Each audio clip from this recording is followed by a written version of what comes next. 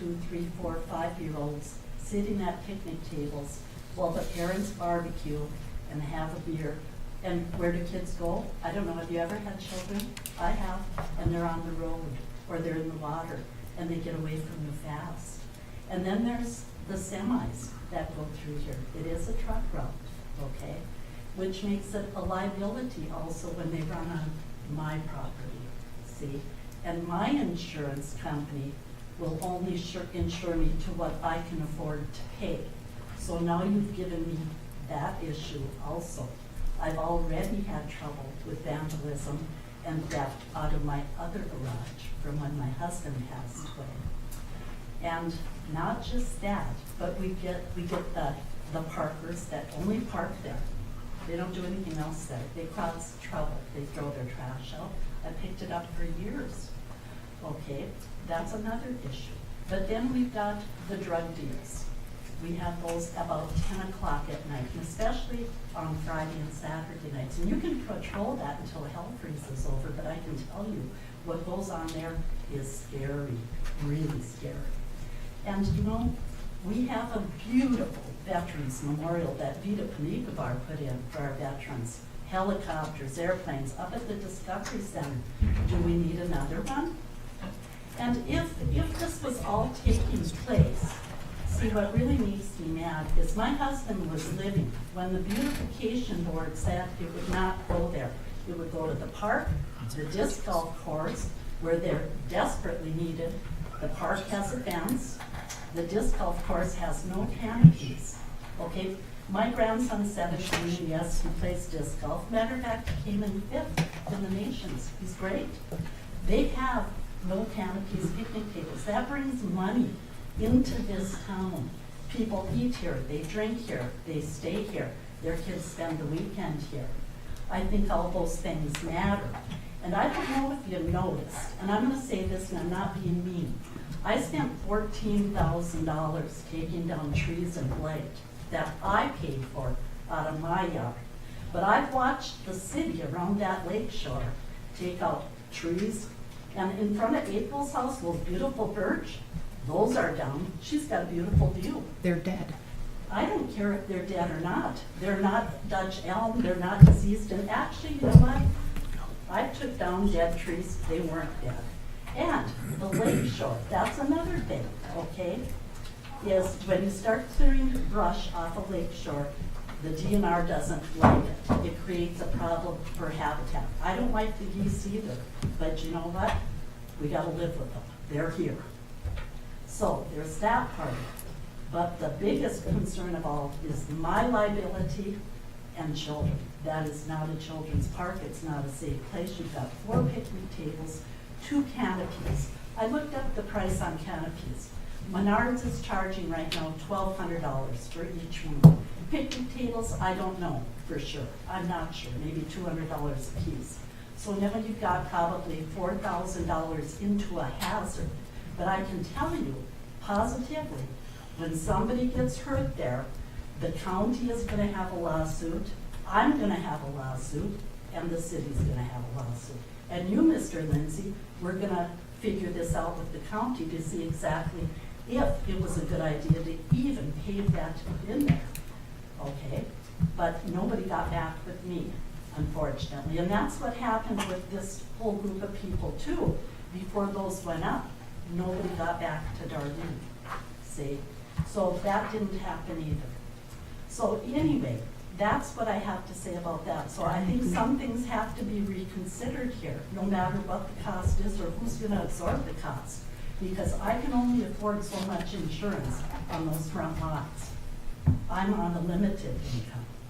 And what I'm saying is, if it's gonna take a 2, 3, or 4-year-old to get run over by one of these big trucks, you're gonna have big headaches. And another thing I'm gonna say is that in all of these cities that have lakes in town, Detroit Lakes, Monaga, up by Cook. I'm gonna have to stop you, Darlene. We're Okay, but nobody has this in front of their properties, they wouldn't dare do it. okay. Mr. Lindsay, would you please? Yeah, and I can speak just briefly, Mayor. So when this topic was brought up before, I did indicate to the city that I would go back and evaluate it to make sure that the process was appropriate. and that the city's not exposed to any unreasonable risk. I have gone back and done that analysis. So, and I'll clarify, it's never the role of a city attorney to tell people whether things are good ideas or not. We assess legal risk and evaluate whether the laws have been followed. With the review that I've conducted, it appears to me that the processes were followed appropriately. This park or these pavilions and the tables are put in a place where they're legally able to be. The city has appropriately exercised its discretion, and I don't see that there's any exposure to any undue risk to the city. Okay. Thank you, Get Brad. that above my property. All right, moving on. Council reports. Councilor Halverson. Good evening, sir. Good evening. I attended our park board meeting, numerous Red Head committee meetings, our Red Head open house at the city hall here, and a special meeting. And that's all I have. Thank you, Marty. Councilor Fountain. Good evening. Good evening, Mr. Mayor. I don't have a formal report, but I did get a wonderful tour at the public safety building by Mr. Mayor, so thank you for that. That was awesome. And I also did probably 8 or 9 hours of research and calls and information on some things in the packet. So thank you. Excellent. Councilor Bakke. Good evening. Good evening. Great to see everybody. It's been a while. Great to see you all. Just wanted to note a couple things. We had a film here in town the last couple weeks, which was pretty freaking cool. I mean, that's what sets Chisholm apart is things like that. And so I just want to thank Robert and all of his compadres who came here and did the film and the space, which, by the way, that was I think the first time I've been on the second level of the police station where their base was. So pretty cool to finally experience that, I guess. So that was really cool. And then I just want to give a plug to the cheerleaders at the school. There's a phenomenal Blue Streak logo that you can get on your driveway or sidewalk now. And I think every business and every household in this city should have one. Sign me up. So How do I get do a it? hold of the cheerleading, Marissa Pacenda or Jen Showalter, and they'll hook you up. But I had mine done today, and man, that red and blue is pretty phenomenal on your sidewalk. So that's my plug. Thank you, Trav. Councilor Raha. Good evening. Good evening. I attended an HRA meeting. I was not able to attend the last 2 police commission meetings, unfortunately. And I do have another HRA meeting tomorrow. I believe you were sent my written council report last time, as I was not able to make the meetings. I don't really have much of a report, but if anybody has any questions, I'm happy to answer. It was only one commission meeting, we didn't have a quorum for last one. Councilor Oliva. Good evening. Good evening. I attended the PUC meeting, sanitary sewage district meeting, a garden meeting, special council meeting, the EDA retreat on Monday. I went to that Redhead planning meeting as well. Worked as election judge at Heritage Manor on the 6th and election day yesterday, and I attended National Night Out. And we have another Lake Street Market coming up here on Thursday, August 22nd, from 3 to 8 p.m. Thank you. Okay, I'm not sure. I don't have a whole lot to report on. It does seem like we've been really busy, but I did miss the EDA meeting the other day. Work had taken me other places. I do want to start just by saying thank you to everybody who went out and voted yesterday, and expressed their civic, I'd say duty, but it's a privilege. So thank you for everyone that did that. Congratulations to everyone who moved on. I think the top 3 voter getters were our incumbents, so it kind of shows that the people in the community are paying attention to what's going on. I've had a lot of people reaching out, talking about the construction in town, all the different things. It's definitely a move of progress in updating infrastructure. So, I think things are doing very well here. Right before the meeting, I had someone call out Vern to point out your officers. I know you have a lot of new officers, but people are pointing out the assistance that they received. It has gone above and beyond. I continue to receive calls of Board of Public Works, our first responders, our fire, and our police officers. So, supervisors in this town are doing wonderful, and thank you all very much. I do want to point out two things that are going to be coming up. I have to apologize twice here. I will be missing the Airport Authority meeting on Monday. We do need a quorum for that, so if anyone's not going to be able to make that meeting, I would like you to please reach out to Susan and let her know. And, Cheyenne, you will be chairing that meeting. And also, I will be out of the state on our second meeting of September. We'll be down at the Mine Expo, the national conference, and so I will not be here on the 25th of September. I was debating whether or not I was going to go because of the council meeting, but I decided to pull the trigger and attend. So we'll have to plan accordingly for that one. That's it for me, unless anyone has any questions. Okay, moving on to ambulance director, Tiffany. Good. Okay. Fire Chief Chris couldn't be here tonight. He did want me to update everyone with, so the second quarter calls, we had 60. First 6 months, we had 101 calls. This summer here has been, we're going to have to come up with a new name for these storms that we're having, because 100 year, 500 years is becoming way too sporadic here. But, June 16th, 18th, I believe it was, we were out with a number of calls, helping people with flooded basements. A couple weeks ago, we had the storm that rolled through, knocking down trees and power lines. We were in Hibbing for 4 hours that night. Hibbing was just a mess, and they expressed their gratitude for us to come and help with them. It was just, it was something of a nightmare. So I do want to thank all of our first responders that are coming out and going above and beyond, and definitely being there for your communities. So thank you. Also with that, we just had our annual pump testing. It's complete, and all our engines had passed, so that's great news. The fire department, ambulance service, police department, we all attended the National Night Out. So we would like to thank the folks who put on that and invited us out in town here and in Balkan.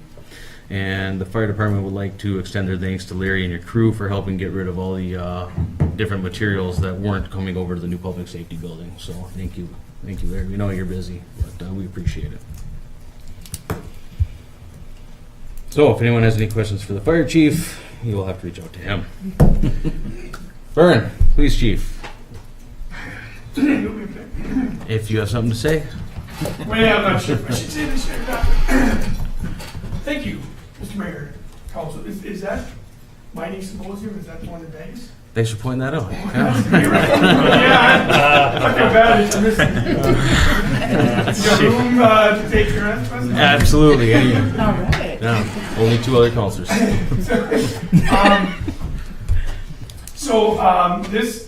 This is the first time I can say this. Today we officially took down our advertisement for police officers. August 23rd, we will start our 13th. This is the very first time in 8 years that we will be considered full staff. Knock on wood that we remain that way, but it looks like all field training should be over for our new officers around December, and so we should start the first year with a full accompaniment, which I've never seen. So not since we've up and gotten a few more officers. So it's been an uphill battle, but it looks like it might be over for a while anyways. So it's kind of nice to say that. Had I thought of it, we could have gotten the last resolution on that we have to do for the other 2 officers, but we just kind of moved along today. So it's good news. It's great news. No, and we got a whole bunch of new officers, obviously with ties to the community and vested interest to the progress that our community is making. So it's fantastic. And we got a lot of room there now, so you fit them all in. Yeah, April. Oh, yeah, Mr. Mayor, can I, Chief, is there a way that we can get some signs where the public would just know where to go to get help? To the police? Wayfinding. Yeah. Yeah, it's funny Is because there? who was it that came the other day? Came to the ambulance. Everybody comes to the ambulance door and is like, "Yeah, we probably should have a main entrance sign saying it's Yeah. the lakeside, yeah, it wouldn't be a bad idea. I thought it was kind of obvious you actually come in that entrance to see it, but it sticks out, but it, yeah, probably isn't as obvious, so that might not be a bad idea to main entrance this way. Yeah, she's a leader. She needs to see everything that comes through. So they're mostly for you anyways. But yeah, that's not a bad idea. We'll work with Larry, where's Larry, we'll work, you guys can get a couple signposts or something, or we, Something.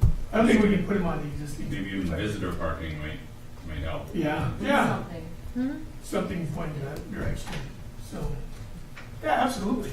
I think it's not a bad idea, because a lot of people are lost. Because I The didn't county know. attorney's coming in, they're like, you're texting me, where do I go? So- Yeah. Big sign on your door, please. Well, the can't it's see on it. our door, but you can't see it from the door. Yeah. There is no there. No, on a sign on the driveway or something. Yeah, Yeah. Oh. so, yeah, we'll put, yeah, Oh, that's that's a good idea. great. Thanks. That's a good idea. So, And the facility is amazing. You guys, wow. thank you, thank you. Everybody that's come and seen it so far has been extremely impressed. Like I said, I had county attorneys there today, they're like, this is beautiful and modern, and they were very impressed, so. And all the other departments, I'm sure you've had firemen and ambulance people, Yes. come around and I've had other departments, they're like, this is what we all strive for, so it's a testament to the citizens of Chisholm and happy to be there, so. Like all Absolutely. the other departments, so, Perfect. Thank you, Chief.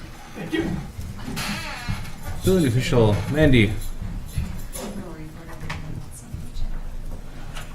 City engineer, Jim. Good evening. Good evening, thank you, Mayor, members of the council. Just a quick status update so I can hopefully keep you informed.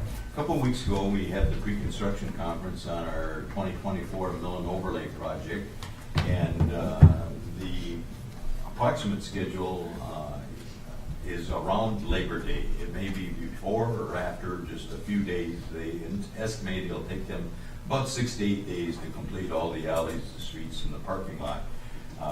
And I did send out a letter to everybody that was in the feasibility study, including those that were on streets, that just so they would know that they're no longer have a pending assessment on the assessment rolls for them, and letting the people that are going to have work done in their alley or street know about when that's going to be happening. So approximately Labor Day area is when that mill and overlay schedule is scheduled for. And then a brief update on our 5th Street South. Keep the rain away for a little while right now. As you see, they've made great progress this week. The street is excavated between 1st and 2nd Avenue Southwest. Yesterday they were putting down the fabric. Today they were putting down the gravel. And if the weather holds, they're going to have a concrete crew in here on Friday, pouring curb and gutter, getting that done. They were excavating between Central Avenue and 1st Avenue today, so I would expect probably by tomorrow they may have that pretty well ready for curb and gutter as well. The water and sewer, storm sewer are all done from Central Avenue down to the lake, or 1st Avenue Southeast, and along 1st Avenue Southeast from 5th half block south down to the alley.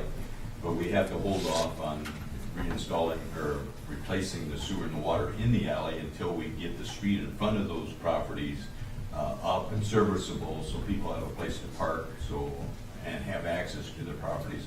Once that street gravel is on, and fabric and the gravel is on before the curb and gutter gets in, then they'll go back and finish putting in that sewer and water down the alley. So things are progressing well. Just need continued dry weather, so I would anticipate that hopefully by the end of September that project will be done, including bituminous, with the exception of the bituminous squaring course that would go on probably next June. So with that, I would have to answer any questions that you might have.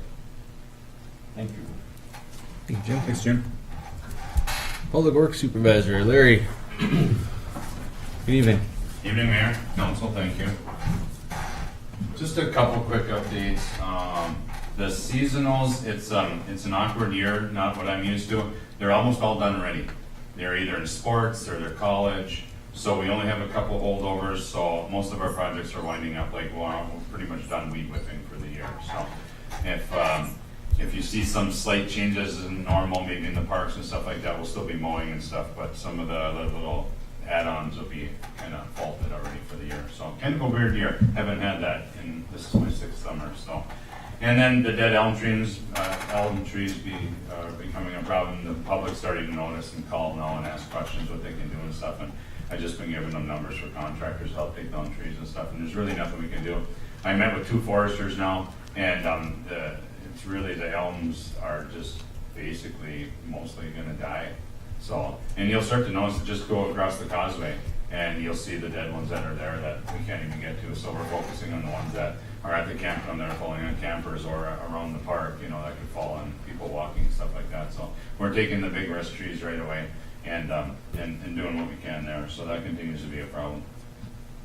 We're a little short-handed, so, you know, these fall projects will get delayed a little bit. You know, sweeping's a little behind right now and some other little things, but we gotta wait till the leaves come down anyway. But we are a little short-handed in public works again, but I wish I was a little bit closer to burn status, but we'll get there closer to winter. So that's the hope.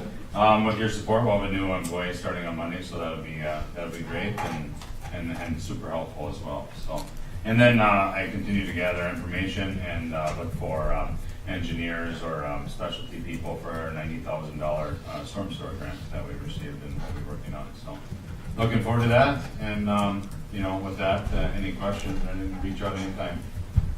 Thanks. Thank you. Sorry, Parks, Trails, Rec Director. Good evening, Bridget. Good evening, Council and Mayor. I'm going to follow up on what Larry was saying about the Dutch elm really quick. If there is an elm tree on your land and you're part of the public resident and you want to keep that elm and you can get ahead of it, there is an injection that you can purchase. And I don't know the amount or anything like that, but there is preventative care that can be done. It might be expensive, but that wouldn't be something we'd look at for the city to do on public land. But if you're a tree lover and you have one in your yard, I think you can look into it. My update is on Chisholm Summer Rec Program numbers. There was 129 this year versus 127 last year, so we were up 2. I was glad to see that. I did think we were down a couple, but we were up a couple. And flag football registration is open, and 7 kids have signed up so far, so that's grades 4 through 6, hoping that we can get a big group at flag football this year. The youth center posting for the youth center attendant is still open, so we're looking for up to 3 attendants there. Spread the word. I think it's a great job for somebody who's 18 plus, maybe 19, 20, who's going into education or something for a future degree or thinking about that. And 2, a shout out to the summer rec staff this year. They were phenomenal. Our coordinators were outstanding and the specialists were as well. So it was a really fun summer with them. And then to share Redhead news, rock solid, the contractors are on site and they are starting to do work now. So if you're out on the trail system, be aware of them and steer clear. If you see any equipment out there, just go around it and be aware of your surroundings. So we have work started. Any questions for me? Great news. Thank you, Bridget. Thank you. Thank you. Library Supervisor. Katie, good evening. Hi, good evening, everyone. We're starting to wrap up summer programming and starting to shift into more of our fall agenda items. Our intern Mackenzie, her last day is next week already. She's been a huge help with the influx of patronage and just summer programming. So just thank you to Council for the continued support of that summer hire. It makes a huge difference for us. And just a thank you to Mackenzie for her hard work and her willingness to jump feet first into the organized chaos of summer. Next week we have some Celtic music with Will Bray. It's a legacy program that's scheduled for Wednesday, August 21st. It's a flyer. From 11 to 12, this will be taking place right after story time. The duet will be playing some harps, wooden flutes, and various bagpipes expressing a spark of Irish and Scottish tunes. The rest of the month we're going to be focusing on some in-house cleaning, dusting bookshelves, and working through some collection inventory. And then just a quick update on Troll Park and the mural. QR codes went live in the space. So far we've received 36 completed surveys. So if you wanted to interact with the space and leave feedback on kind of the future plans for the park, I'd invite you to participate in the survey. So you can go into the physical space and scan the QR codes. Otherwise, there's printout forms available at the library. So we would love to hear from you on our future vision for that. And then we are in the process of finalizing the call out to artists for that mural. The feedback provided from the surveys has been super helpful in that process. So again, just a thank you to everyone that's taken the time to fill out those surveys. And we're hopeful to get the call out by the end of the month and start looking for an artist. Excellent. That's all I have. Katie? Thank you. Thank you. Thank you. Thank you. City Attorney, Brian, good evening. Thank you, Mayor. Good evening. No formal report, but I am happy to answer questions if the council has any. I got a question. Where are we at on Blake from our last report from last month? I don't have an Change? update. Okay. And I don't have an update for you tonight, but I will get with the chief and we'll get you an update. Okay. I can tell you, on our end, Chief, for lack of it, a lot of people at home interested in this. but I'm usually loud enough that they can hear me. Our guys, now that we're settled back in the office, our guys picked it back up since we didn't have the CSOs. Been out there fair. They've been hitting quite regularly now between both year and Mule. So our guys will pick it up and we're going to carry it through the fall. So a little late, a little slow getting to it this year, but we're on it now. So Okay. Perfect. Thank you. I No. Soon enough, we'll make you back up. City Clerk, Treasurer, Interim, City Administrator, Stephanie, good evening. Good evening. We had a good day in elections yesterday. I want to thank Christy and Denise for all their work on that, especially Christy. She really is knowledgeable on the election, does a great job. And the election clerks that have been helping, they are also the judges. It was awesome to have participation, thanks to Jed. And it was a good day. Also, interim clerk no more come Monday. Devin is starting, so he will be here starting on Monday at a full-time basis. He will be coming around to meet the department heads. If any council is out and about and wants to stop by to meet him before the next council meeting, please do that. So he will be getting his feet wet and start right away with meeting with the auditors and moving forward. That's all I have. Excellent. Thank you, Steph. Any questions? If not, we will move on to the consent agenda. Includes a list of bills, communications, July 1st Planning Commission meeting, public hearing, July 10th, Chisholm Fire Department business meeting minutes, minutes of previous city council meetings, July 10th and July 22nd, payroll and overtime. Unless there's any corrections, would look for a motion to approve the consent agenda. Make a motion. I have one, Mr. Mayor. Yep. Page 9 of the meeting minutes from July 10th. Item number 1.3 is Eric Carlson, not Eric Larson. Carlson. Yep. Okay. All right, look for a motion to approve the consent agenda with the change under the regular meeting minutes, July 10th, update to Eric Carlson. Make a motion. Thank you, Jed. Support. Thank you, Travis. Any further discussion? All those in favor? Aye. Opposed? Motion carries. No unfinished business, so we will move on to Chief Manor. Thank you, Mr. Mayor. Oh, again, and a big thank you to Susan on this. I've been chief for 14 years and I've hired a couple of people, and I forget every single time. As a matter of fact, she was the one that said, "Hey, don't you have para resolutions?" So in front of you, the first one is resolution 0824-65 to the declaration for tire dams to the para repair. Police and fire repairs. Council, I'd look for a motion to approve resolution 0824-65. Make a motion. Thank you, Marty. Support. Thank you, Cheyenne. Any further discussion? All those in favor? Aye. Opposed? Motion carries. And the second one, 0824-66, the declaration for Nathan Capo, Officer Nathan Capo, to be in there. Thank you.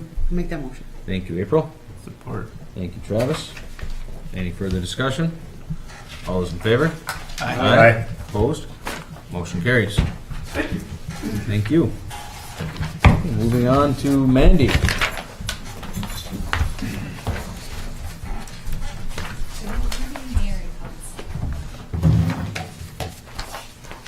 I just want to clarify a couple things that came up from the first reading of the ordinance amendment, of 153.04. And it came up that the building code did not address shipping containers, and it does not. However, any event somebody wanted to build a tiny home from a shipping container, what would happen is they would apply for a building permit and a plan review would be done, and it would need snow load, wind load. It would be, an architect and engineer would have to sign off on everything that it meets code. So once you change that shipping container, it's no longer a shipping container, then the building code would state it to be a tiny home. So I just wanted to clarify that information. Otherwise, I am just requesting the approval of the second reading to amend the ordinance 153.04. Council, I would look for a motion to approve second reading to amend ordinance 153.04. I will make the motion. Thank you, Travis. Support. Thank you, Jed. Any further discussion? All those in favor? Aye. Opposed? Nay. One opposed? Motion carries. At this point with that, I would. Yep, you could actually entertain a motion. I would It'd be proper to entertain a motion to approve the change. Okay, I would entertain a motion to approve the change to ordinance 153.04.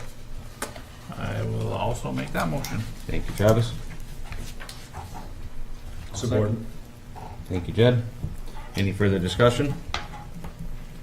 All those in favor? Aye. Opposed? Nay. One opposed. Motion passes. Moving on. Do we need to do a separate Yep, so now we're motion? gonna do the reading, approved. So I would just request that we would approve the second reading of the amendment of ordinance 153.07. Right, council? Make a motion. Thank you, Jed. Support. Thank you, Travis. Any further discussion? Mr. Mayor, Yes. might be a typo on number 8.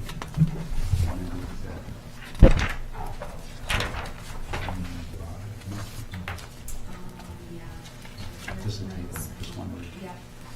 We can get that.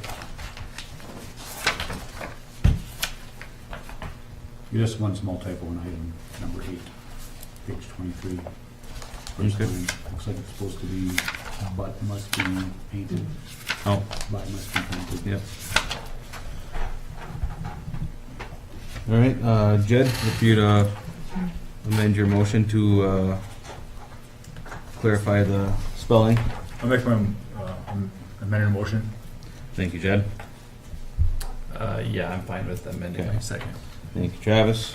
Any further discussion? Good catch, Marty. All those in favor? Aye. Opposed? Nay. One opposed, motion carries. This time I would look for a motion to Approve the change. approve the change. Make a motion. Thank you, Marty. Support. Thank you, Cheyenne. Any further discussion? All those in favor? Aye. Opposed? Motion carries. Okay, one opposed. They know why. Nathan. Okay, moving on.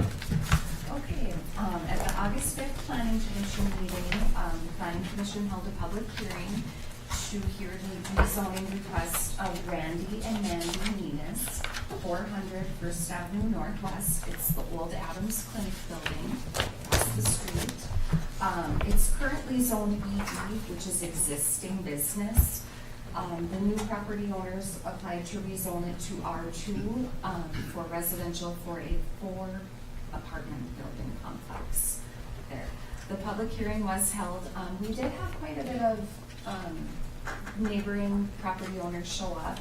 Everybody just was curious as to what the project was going to entail. There was nobody to speak in opposition. We do have Andy Lewis here in the audience today. If there's any questions, you can see the attached plan for the building. And I just would ask for support to rezone the property from EB to R2. All right, council. So obviously it went through the planning commission, and it seems like it's got support. So I'll look for a motion to approve that change. Make a motion. Thank you, Cheyenne. Support. Thank you, Travis. Any further discussion? Thank you. Yeah. Thank you. Took the words out of my Yeah. mouth. Congratulations, and yeah, thank you. All those in favor? Aye. Aye. Opposed? Motion carries. Good luck. Thanks. Thank you. Okay, moving on. Jim. Only 4 items this one. I don't, boy. First one, if you'll turn to page 33, and page 34 is a change order number 2 for our 5th Street South Station, and I think hopefully the request for council action on page 33 explains the situation.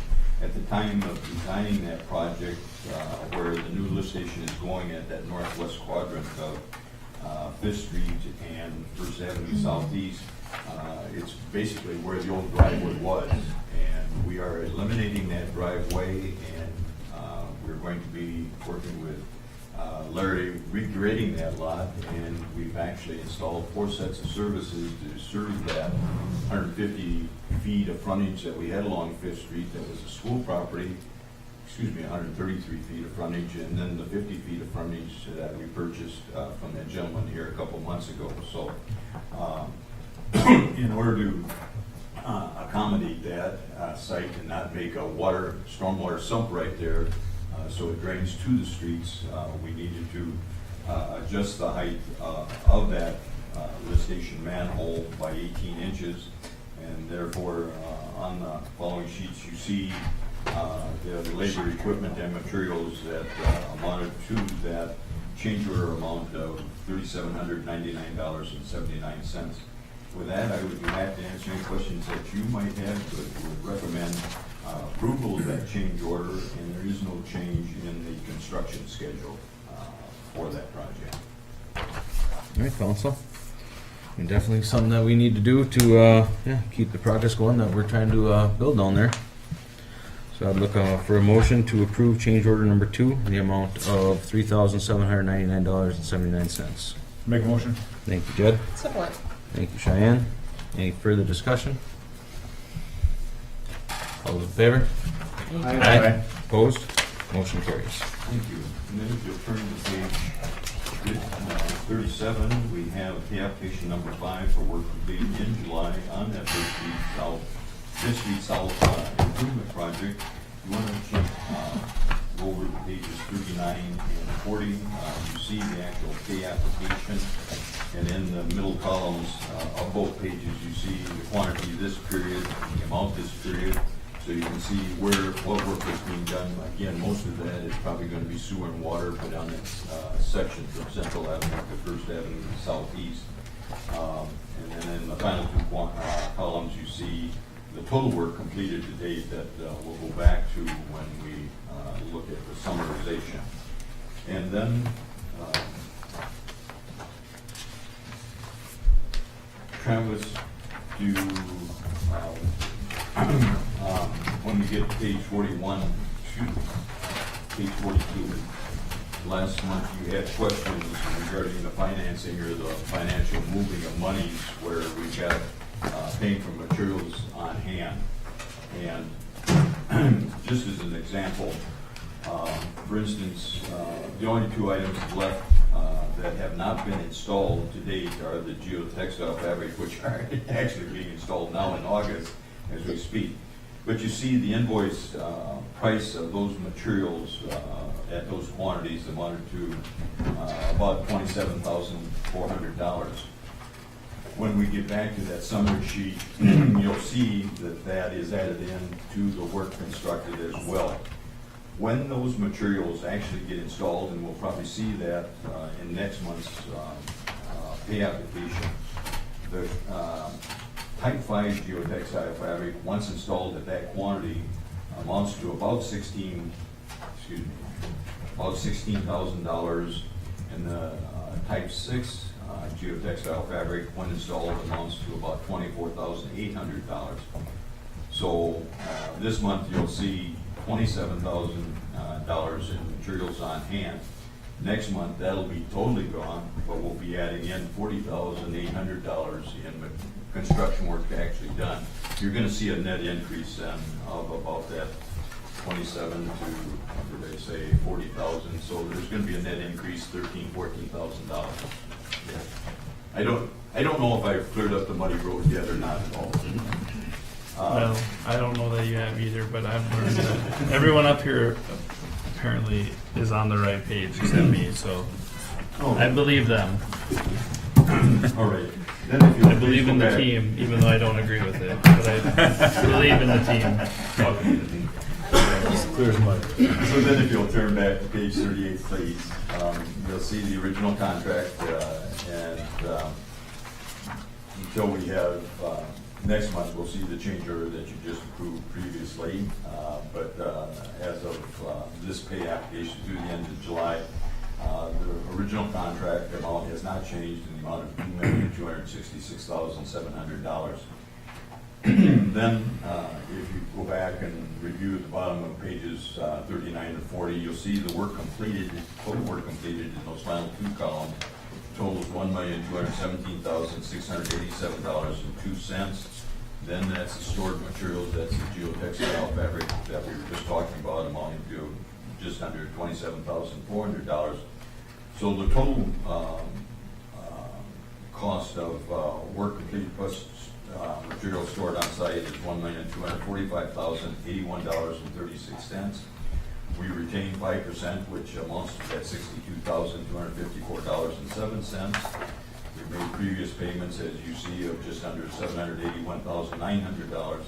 So the amount due for work and materials on site for the month of July amounts to $400,930.12.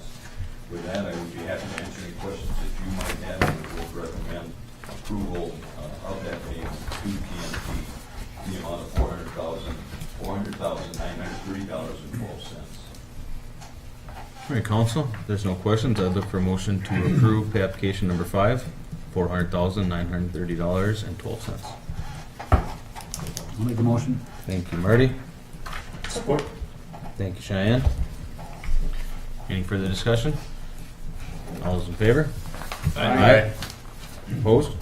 Motion carries. Thank you. Then if you'll turn to page 43, specifically, if you'll go to page 44 and 45, in the same format that we've been going through in the past months. Excuse me.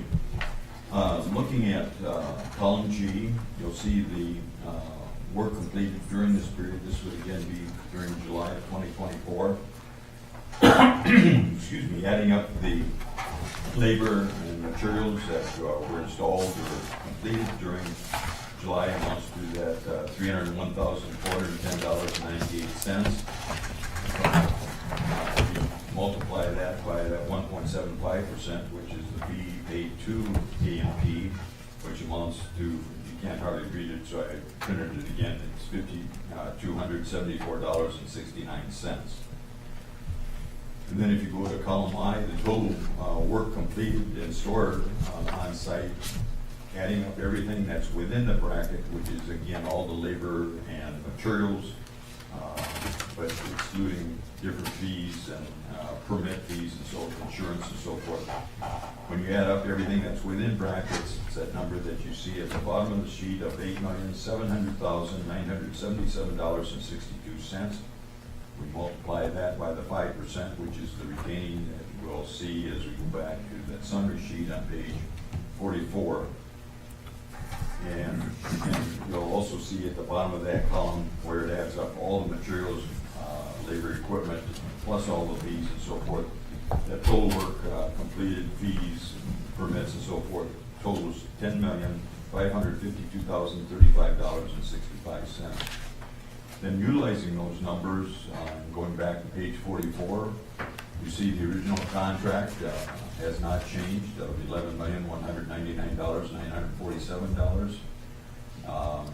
The total work completed to date that we just reviewed is at $10,552,035.65. From that, we retain the 5%, which is that number that we just reviewed as well, of $435,048.88. So the total earned less retainage is that $10,116,986.77, less the previous payments of $9,825,371.65. So the current payment due is $291,615.12. I would recommend that amount for your approval. As I understood in my last conversation with Brendan Gould, anticipate this is still a partial pay estimate. We hopefully will be receiving a final pay application next month. At this point, the generator had just been delivered, had not yet been installed, and I think that's really the last remaining factor that's out there. So hopefully next month we'll see the final pay application for this project. With that, I would be happy to answer any questions that you might have. Just, I have a question, just a minute. It's just say there needed to be some changes that in the building that were done. Just say. So what happens then? Do we have did they have like a year to do that? To fix it? Are you talking about warranty and repair work or something like that? Like if it was in the building and plan. I don't know specifically that. Most of this stuff will have at least a 1-year warranty period on it. And then I would imagine a lot of the equipment probably has 2, 5, 10-year warranties on it. I don't know the specifics, April, but there will be warranties, and I would imagine it's just like any other construction project that there is that warranty period of 1 or 2 years. I don't know specifically. Stephanie, do you know? I don't remember that portion of the contract. Yeah, I don't have the specifics either, but it's a 1-year warranty, and then like Jim said, different equipment's gonna have different warranties on it based on what the equipment is, but yeah. So we still are in contact with AP, and there's still kinks that are being worked out through the building, and when those problems do array, we do work with them, and contractors come out and fix those. I would imagine there'll be a walkthrough again as we approach that 1-year warranty period, if that's what it is, to develop the launch list, to get those things corrected, added, whatever needs to be adjusted, which would probably be about next June, May, or probably about May or June, I would guess that we'll do a final walkthrough on it again. Awesome. Then we can get through winter and just also see what's going on, Yeah. Thank you. Absolutely. I'm assuming there'll be a final walkthrough. There's another one coming up the end of this week, just like that just came through just to make sure everything is running right. So they've been, and AP's been really good and responsive for any questions that we have or any concerns. So they're going to be walking through it already this week just to make sure everything's functioning the way it's supposed to, especially after we had that power outage. Changed a few things, so they're like, let's take care of these things now. So they've been really good at addressing anything. All right, council, I'd look for a motion to approve pay application number 17, the amount of $291,615.12. Make a motion. Thank you, Jed. Support. Thank you, Marty. Any further discussion? All those in favor? Aye. Opposed? Motion carries. Thank you. Then if you'll turn page 46, 47, bids were received this past Friday on the Thomasonian Memorial Arch. And as you see on those pages, there is a letter of recommendation as well as the bid form, as the documents that need to be submitted with the bid, along with a copy of the bid tabulation on page 50. 3 bids were received, and as you see, the lowest responsible bidder is TNT Construction Group of Grand Rapids in the amount of $357,800.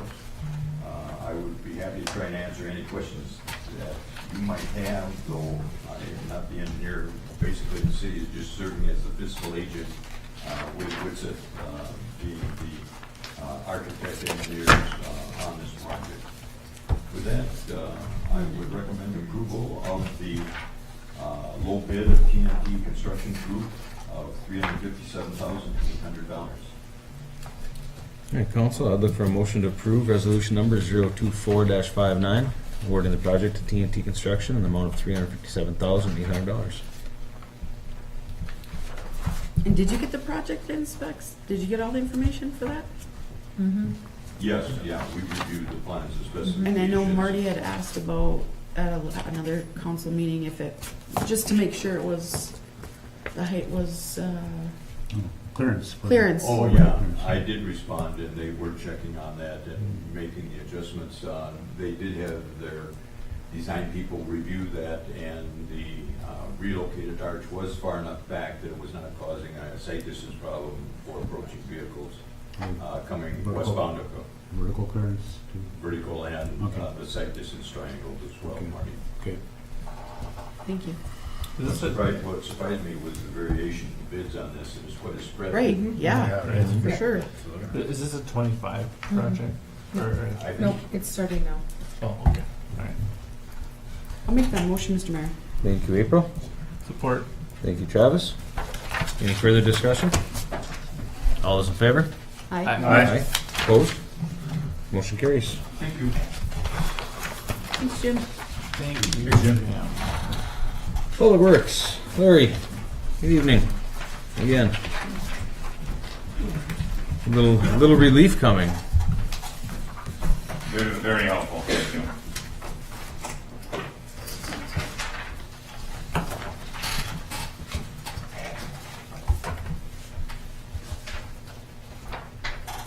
All right. Okay, with that, I appreciate it very much. If you support resolution number 0824-60 to appoint Scott Danielson to Public Works Lead Buildings Parks person. Excellent. Hey, council, I'll look for that motion. I'll make the motion. Thank you, Travis. Support. Thank you, Jed. Any further discussion? Congratulations, Scott.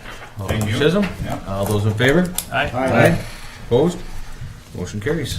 Looking forward to you all meeting Scott and seeing him on our projects in our parks and buildings. So, thank you. Thanks. Bridget.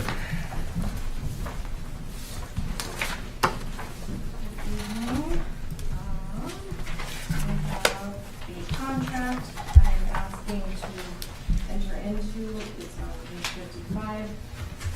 In your packet, it's with Stratelligent is how you say it. Stratelligent is the company owned by Aaron Hodala out of Deerwood, Minnesota. He's the guy behind Cayuna.com, Adventure Town.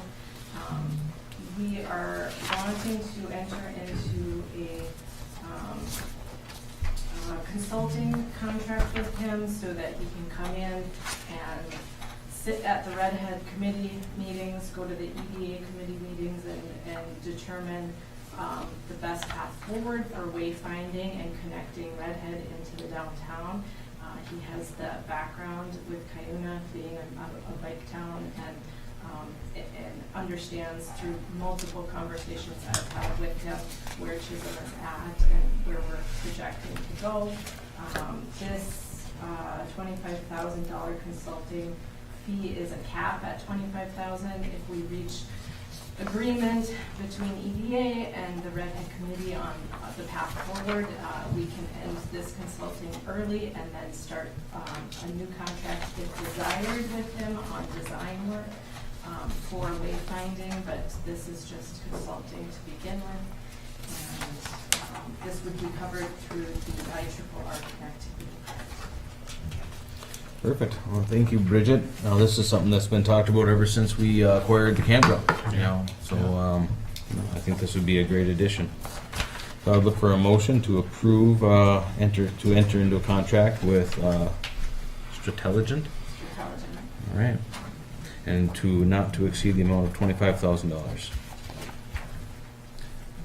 I will make the motion. Thank you, Travis. Support. Thank you, Jed. Any further discussion? All those in favor? Aye. Opposed? Motion carries. Thank you, Bridget. And the next request I have is to hire Matt Nelson as our next flag football coordinator. He would be following 20 years of Rich Neubauer, completing this task each year. It's kind of an informal process from what I've gathered from the Parks and Rec board, and we've been lucky to have Rich sign on each year for 20 years. It's a position that is a couple days a week, and it only lasts the 4 weeks, so finding the right person for it is not going to be easy. I knew that, but we identified with the help of Vern to reach out to Matt, and Matt has been working with us since he's been a police officer for Chisholm at the youth center, so I've seen him working with youth. He's a great fit, and he also has a very strong football background, so I think it would be a wonderful addition to our flag football if we could hire Matt. The amount, it's a lump sum amount, it's not hourly, it's just the $700 for the season to get the kids ready and progress them into our football program at Chisholm High School. Make that motion, Mr. Mayor. Thank you, April. Support. Thank you, Cheyenne. Any further discussion? All those in favor? Aye. Aye. Opposed? Motion carries. Thank you. And thank you, Mr. Nelson. Yes.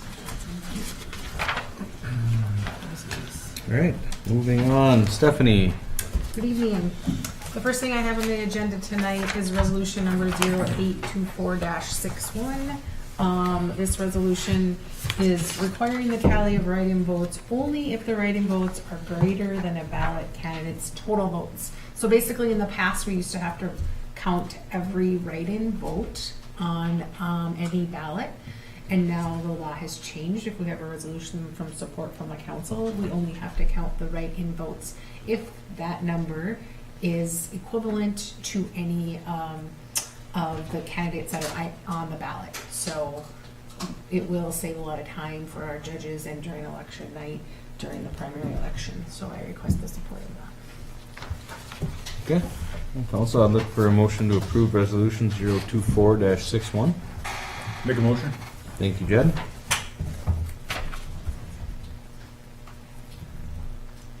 Support. Thank you, Travis. Further discussion? This will add tremendous, save tremendous time, big time. Marty, question? How do you know if you don't count them? Right. It tallies on your machine. Oh, How many okay, write-ins yeah. you Oh, I have. see. Yeah, Okay. yeah, yeah. So you'll just calculate that and then how many of the other votes there are. Okay, all right. And they usually don't come close. Yeah. Is it only, they're only offering this because we are a smaller city? No. So I think after it goes through the machine, it says there's 1,500 write-in votes, and somebody that's on the ballot only got 700. Then you're gonna go through and you're gonna Yeah. count each write-in vote. Yep. You don't have to count the Mickey Mouse votes, Donald Duck, stuff like Yeah. that. Okay. Yep. Unless there's as many votes for a candidate. Cross our fingers. So. All right. Any further questions? All those in favor? Aye. Opposed? Motion carries. All right. Next, Minnesota PFA grant loan agreement. As you know, we've been working with PFA for funding for 5th Street, which is well on its way. So we're finalizing that. The first item we have on the agenda is the Minnesota PFA grant and loan agreement for 5th Street South sanitary sewer improvements. This agreement provides grant in the amount of $761,803 and 30-year loan in the amount of $190,451 at the annual interest rate of 2.398%. We're looking for approval for this to move forward for the bond purchase and loan agreement. So is the final step. Jim's been working diligently, and Susan with PFA to get this finalized. Alright, council, I'll look for a motion to, for the approval of the attached PFA bond purchase and loan agreement. I'll make the motion. Thank you, Marty. Support. Thank you, Cheyenne. Any further discussion? All those in favor? Aye. Opposed? Motion carries. The second item, the next item I have on the agenda is the second part of that PFA program that we've been working through, and it's a loan agreement for Fifth Street South water main improvements. This is a loan in the amount of $744,101 from the state's drinking water revolving fund. We do have it amortized over the next 20 years because that is the rate that we can go at 2.067% annually. Excellent.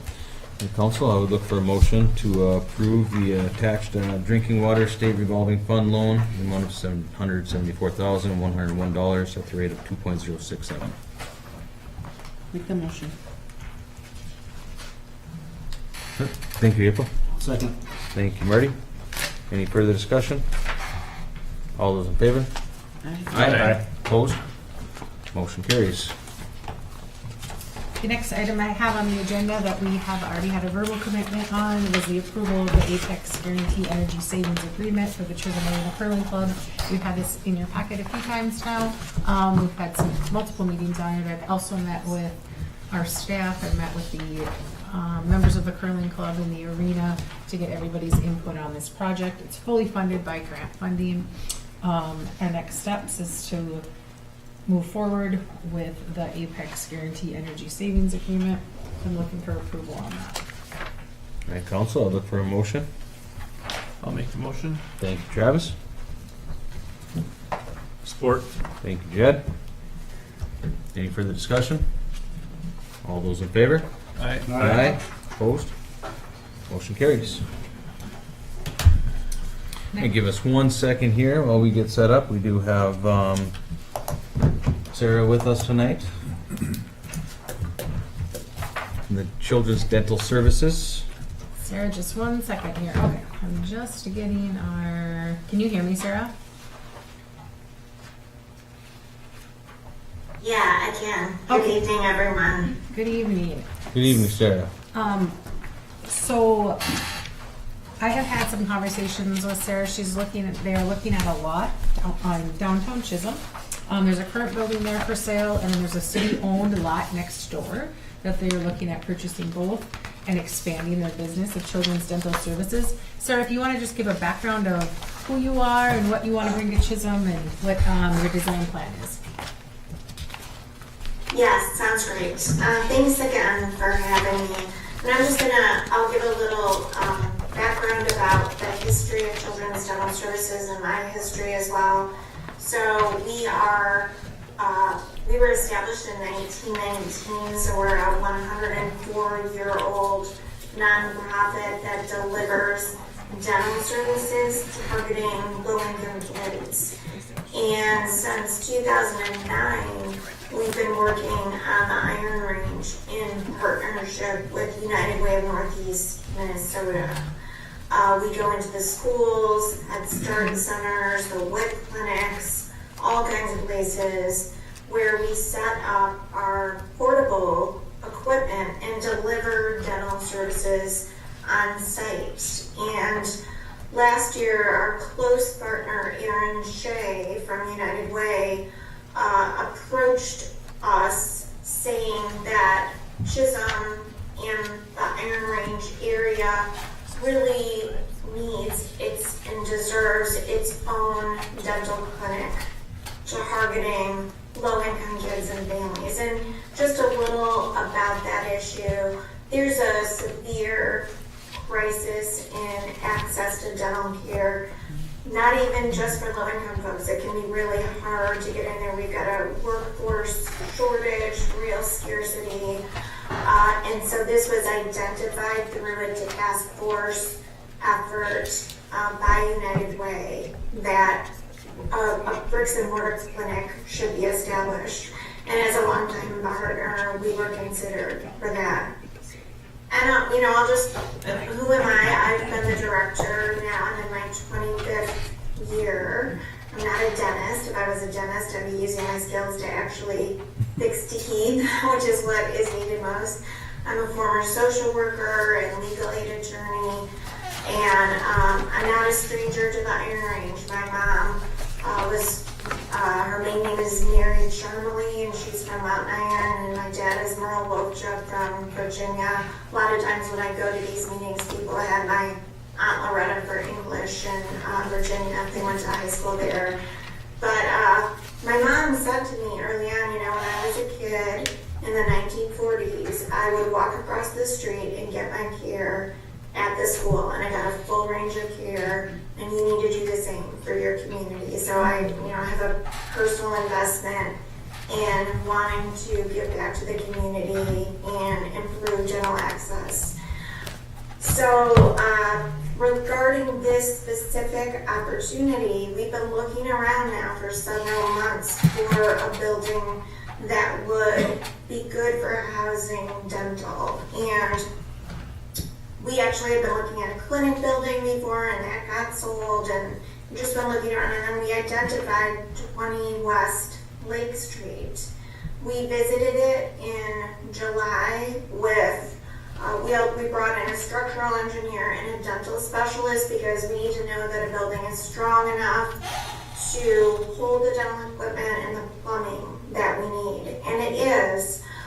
So that's great. One thing is that because of workforce shortages, we like to build the housing for visiting workforce. We hire locally as much as we can, but we want to have a place where a traveling dentist or dental therapist could stay if they come up to do services. Even though 20 West Lake Street looks like it's a two-story building, it's not. It's wide open in there. They think the inspector thought that the windows on top are really actually decorative. There's no evidence that there was ever a second floor up there.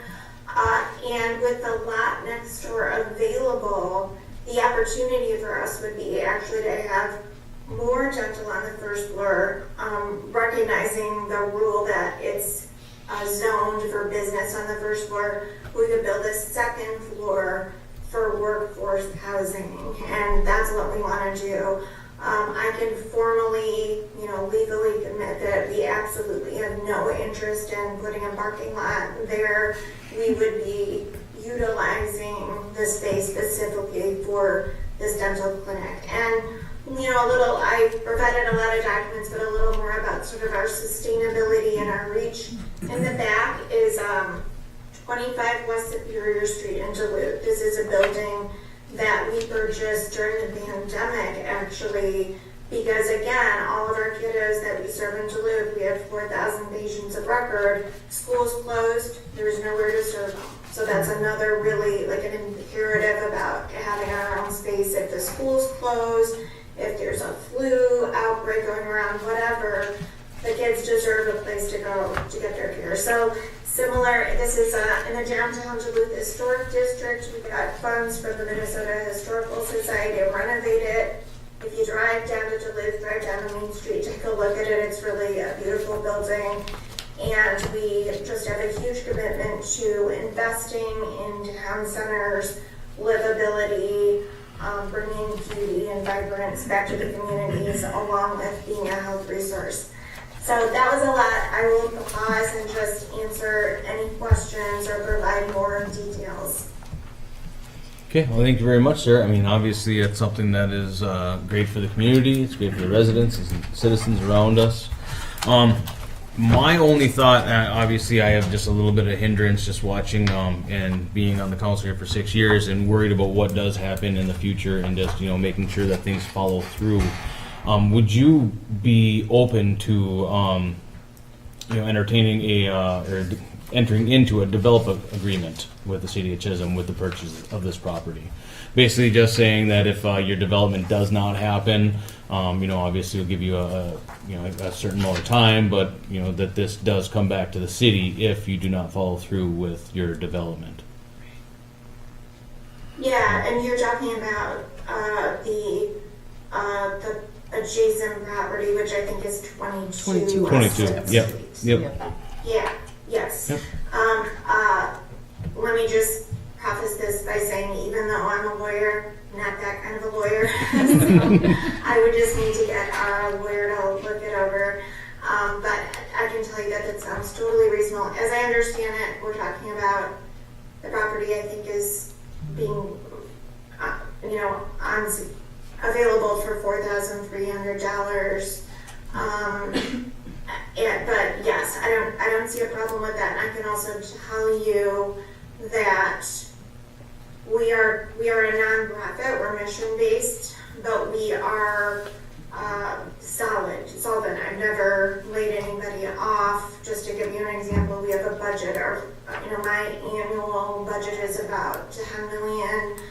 We have about 124 employees, and we've grown. I was hired to actually to kind of save it. We were in the red. We had 18 employees. We saw 2,000 patients a year. Now we see 40,000 patients a year. So, just a little more to put your minds at rest that we are a solid organization, and what you say sounds reasonable to me. And so I can't imagine it wouldn't be a problem, and we would just have it reviewed by our lawyer and my board of directors. Yeah, absolutely. No, I'm pretty sure, I'm not going to speak for this council, but everybody here is very proactive and progressive and loves seeing new development coming in. So I believe you'll find a lot of support inside our community.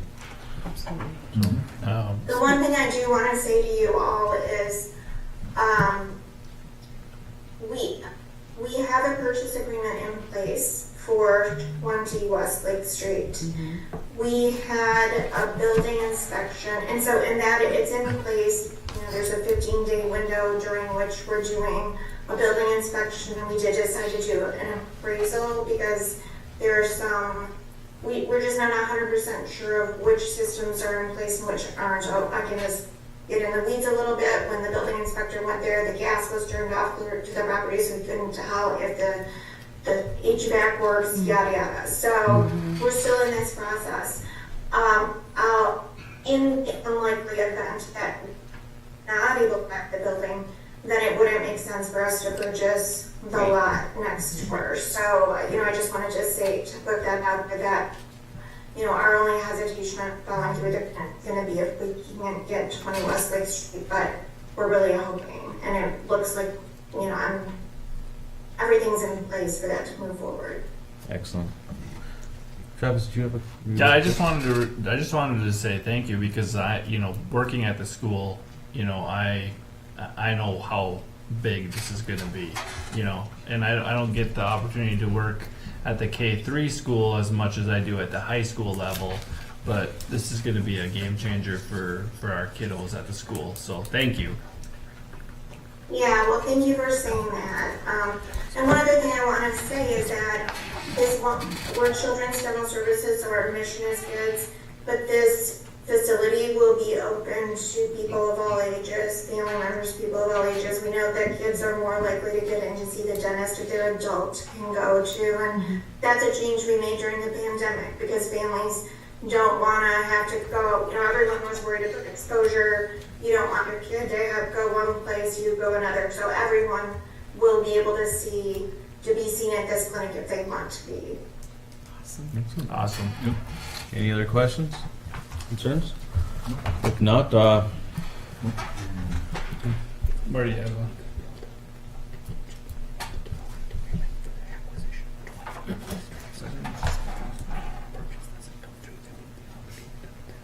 perfect. All right, so what's that? I think Marty had something. I guess with the status that was here, I'm wondering if this shouldn't be contingent on them getting their approval to purchase 20 West and contingent on an agreement for 22 West. Are you an attorney also? That's what. I didn't see a lip moving at all. I couldn't hear you either. No, absolutely. So I would look for a motion to approve this with the addition of a development agreement and a contingency. So if anything that did not go through with 20 West Lake Street, that you wouldn't be obligated at 22. Honestly, maybe they can fit their whole project on 22. I don't know. No. Right. So I'll look for that motion. I'll make the motion. Thank you, Cheyenne. Support. Thank you, Travis. Any further discussion? What's their timeline, they say, Sarah, what's your timeline? if this is all approved? So, on the purchase agreement, don't quote me on this, but I think that the 15 days would be up in the purchase agreement around August 25th. So it's going to be late this month that we will be able to finalize it. And then the right away, we will be looking for an architect to develop the site, or to make the plan for development.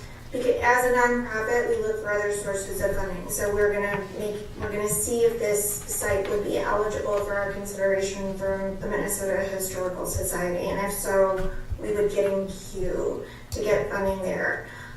If not, then we would seek other sources of funding. My guess is that the entire project from start to finish would be 12 to 24 months. That's what we're seeing. This building started to plan, and then it's taken about a year to you hear it has a vision. It's like old buildings, like you've seen one old building and you've seen one old building. I feel like I've become my own general contractor. The truss was rotten, the roof, they had a whatever. Our sewer pipe, when they went to rotor in, it didn't connect. And actually that's one thing I want to know about this building. There's been a question about whether the sewer pipe's up to code. So sorry to get into a long answer to what seems like a simple question, but I mean it's going to depend on how much this building needs and if we can secure historic funding. If we can get it on the MHS funding, that's a really great thing for us sustainability wise. I will share with you that we have the cash for this purchase, so we're bringing cash to the table. So there's nothing, we're not waiting on financing or anything. Does that answer your question? Yep. Yeah, roughly. So I would probably put, I would offer that, the development by January 1 of 2027, or January 5 of 2027. That gives 2 years, 24 Yeah. months. A couple extra, because obviously planning and construction, going through this and the funding sources. I'm not sure how everybody else thinks, but, it gives them time to complete the purchase, architectural, get into work by, early next, 2025. And then gives them all 2025 and 2026 to complete. Good plan. Any other input? I'm not sure if I'm comfortable with 24. I think we should give them a little buffer. I mean, something could happen. I mean, if it's a year of planning and stuff. Well, yeah, actually, so 2027, that gives them an extra, so it's not 24, it's also September, October, November, December. So it gives them an extra, yeah. So that's like 28 months if you give them till 2027. Do you Then feel they can comfortable always with come. that? Do you feel comfortable with that, Sarah? I would love it if we could have 30 months, if that sounds reasonable. And again, I'd be happy to provide you references, or, I understand that you want to make sure that somebody's doing what they're supposed to do with the property. The difference about my kind of business is, as a nonprofit, I speak to a board of directors, they review everything. We get, I'm going to be applying for sources of funding. I will tell you that I already have a grant for about $160,000 for the equipment. So we're serious about this. We started, raising the funds. But if we're talking about a completion date, I would love it if we could have 30 months. Mm-hmm. And then I would ask this, let's say that I find on the Iron Range that one of the hardest things is workforce and of all types. I'll tell you that when I was trying to get a structural engineer to look at this site with me, I brought up the guy I know from Duluth because I had a hard time finding somebody. And I've been in conversation with Aaron as we go through this. We want to hire locally, so I'd like a local architect, a local construction company. the trades are just backed up and crazy in terms of getting people to work. That's my view. That's what we're experiencing in Duluth. It's what we're experiencing in our other locations. So all this to say, if we have a plan in place and we're all framed up, but like the insulation guy was delayed or whatever, if you see good progress, is there also the opportunity, like could we go with 30 months with like an opportunity for a progress report and an extension if it's reasonable, we can show, you know, due diligence and that we're doing what we said we would do. Oh, absolutely. We did the same with Melhorns, and like I said, you're gonna find a lot of support here. You know, so, but yeah, so either January instead of January, March, or if you just put 30 months from. Yeah, let's say 30 months from the time the agreement is finalized. Perfect. Yep. Yeah. Perfect. So we look for, who made that motion? I'll make it. I thought we had. Oh no, Cheyenne made it. Cheyenne made it. You supported that. I'll 30 months from the date of the agreement signing? Yeah, that's fine. Okay. Thank you, Cheyenne. Thank you, Jed. Thank you, council. Any further discussion? And we checked the $4,300, that's the assessed. Yeah. Okay. Yes, yes, yes. Okay, any further discussion? All those in favor? Aye. Opposed? Motion carries. Thank you. Thank you, Thank you. Sarah. Congratulations. Thank you all so much, really appreciate it. Okay. Moving on. Okay, the next thing I have on the agenda is resolution number 082462, authorizing the city of Chisholm to request the transfer of ownership of lot 24, 25, and 26, block 20, Chisholm, for the use of housing rehabilitation. This has come to council once already before. We have a partnership with IRRR, AEOA, and obviously the city of Chisholm, for a rehab program for tax forfeited residential property. This is the residential property that we will be utilizing. We will acquire the property and then we will go ahead and then it will go to AEOA, who will start the construction process. It's being funded by IRRR, it's a pilot program. Then that home will get fixed up, ready to go back on up for sale, and it will be sold for workforce housing. So what we're looking for is approval to acquire the property and be able to start the process. Great news. And it's always great when they want to utilize Chisholm for these projects. Instead of ripping one down, build one up. And council, I'd look for a motion and support for resolution 0824-62. Make that motion. Thank you, Cheyenne. Support. Thank you, Jed. Any further discussion? I just have a question, Mr. Mayor. Mm-hmm. Steph, Yes. how much money do we have to put into it? Is there any money that we have to The put cost of into this, it? I was just gonna get to that, I'm sorry. The cost of the property is $3,180. And that's probably coming out of the EDA funding? Yes. Thank you. Mm-hmm, yep. Any further questions? All those in favor? Aye. Aye. Opposed? Motion carries. Next item I have on the agenda is the architectural pre-design contract with Architecture Advantage.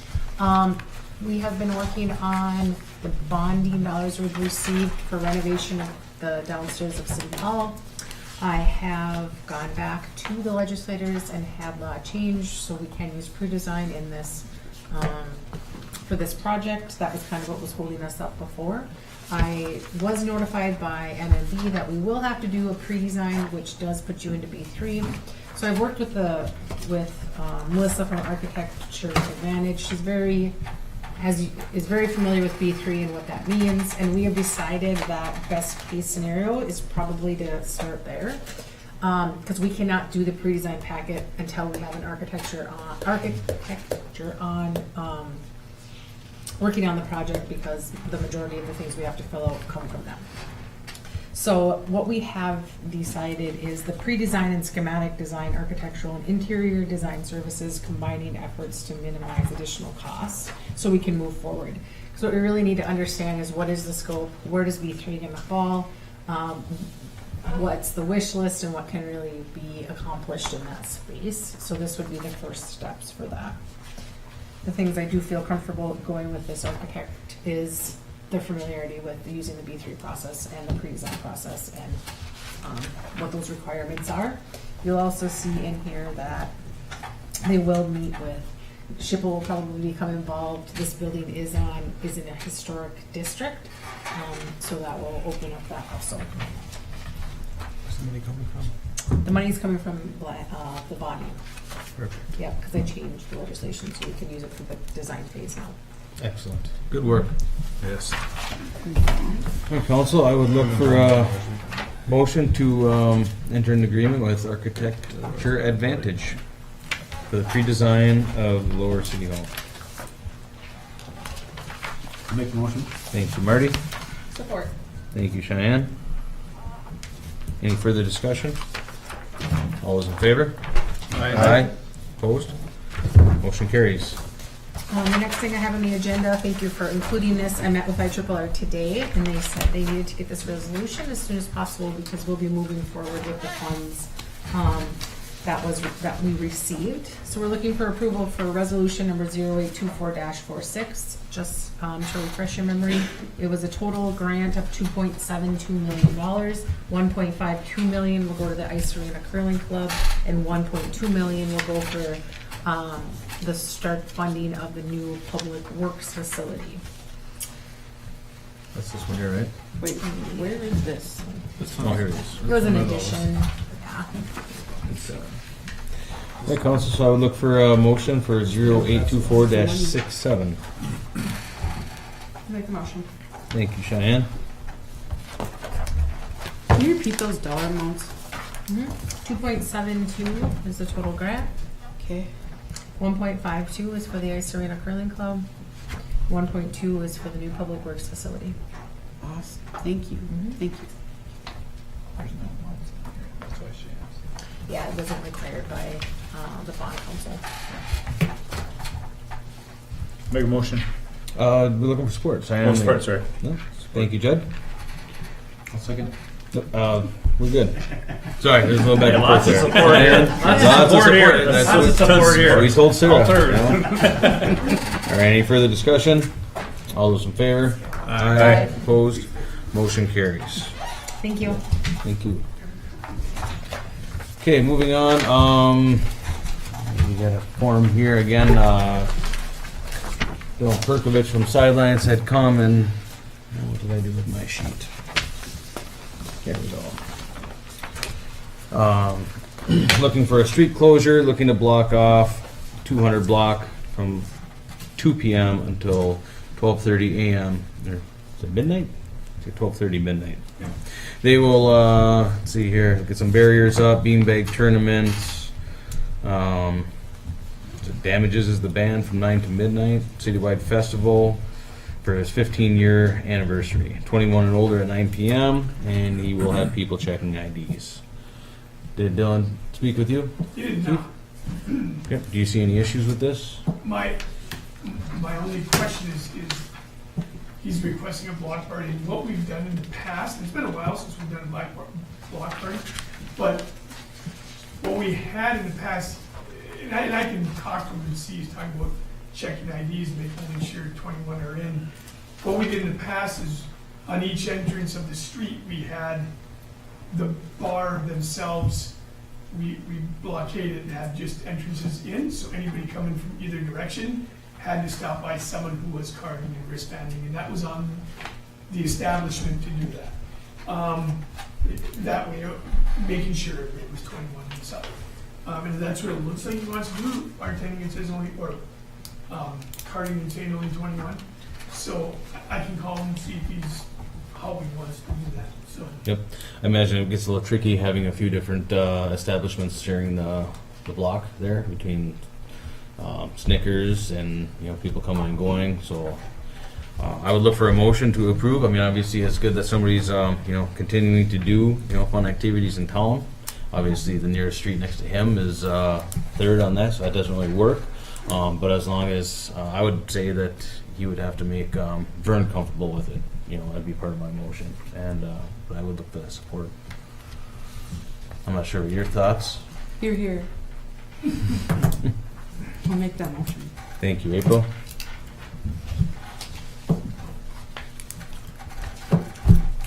Do we have support?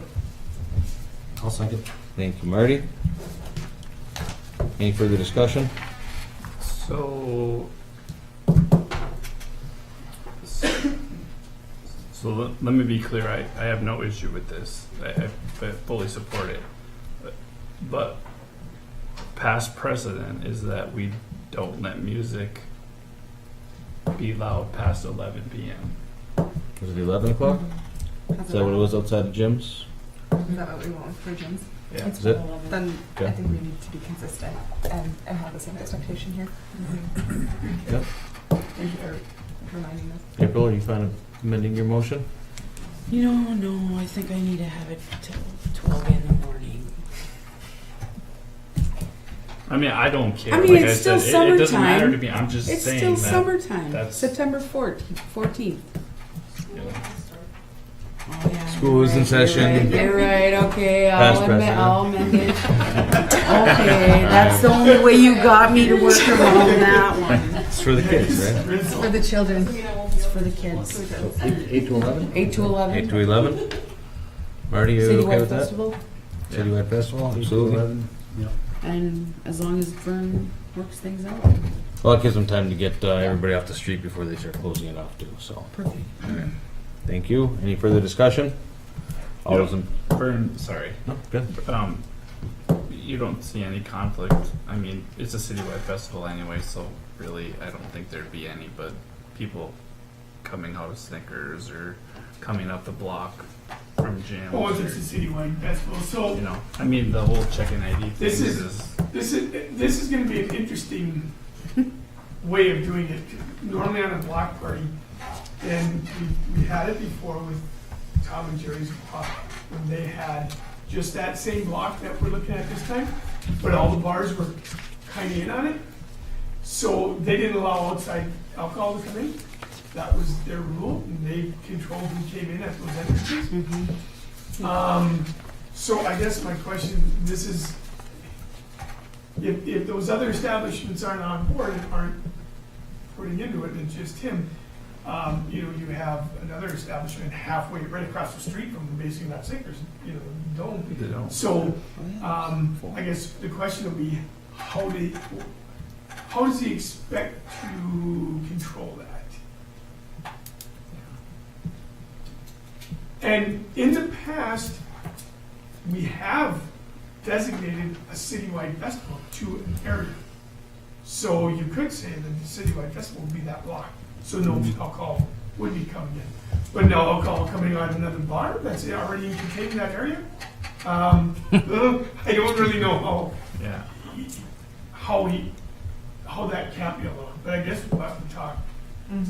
I talked to him, it can't be, yeah, it's kinda hard. Yeah. You know, you can stand in front of Snickers with a beer if you want, Yeah, so. if between the barriers, Yeah. I just don't want someone to come out of the dome and then not have a wristband on and then get, you know, Kinda sounds like he's gonna have to confronted. block off at the sidewalk, you know, if you wanna get into the festivities, but again, do you need to enter at that point? I mean, it's, right, and that's always the one issue is people coming through the other buildings. so last year Tom and Jerry's had a party in front of their place, right? The big band was there, right? That was Citywide Festival, that was Tom and Jerry's put it on, they put the majority of the bill, and outside alcohol from any other bar was allowed. Yeah, I think that's probably what we're gonna be looking at. Yeah. Right. I mean, if he wants to set up something that entices people to buy from his establishment, that's gonna be up to him. Yeah, I don't believe he's gonna be checking everybody's ID out in the street. Whoever's Well- gonna purchase from his establishment. that was my question when he said block party, because we used to have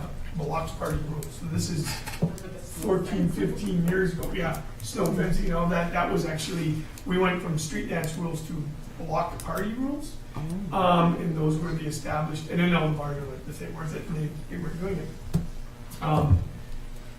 But if you say citywide festival, yeah, then people can yeah, walk up. right. So just citywide festival on that block. But you can do that as well, but then people can't, they can come in from Spain, but not from gyms. Right. So within the barriers, Yeah. There we go. Right. then he can establish where he wants those barriers. So if it's just up from Tom and Jerry's, it doesn't affect Tom and Jerry's.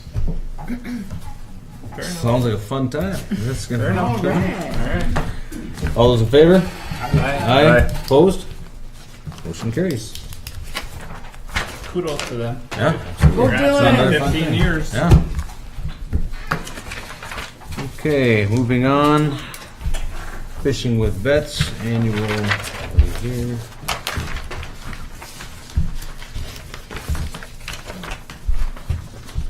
All right, y'all have the flyer. We heard Bob Stearns when he came earlier and spoke. Again, the 11th annual Mud Fest, great festivity. Everybody loves taking part.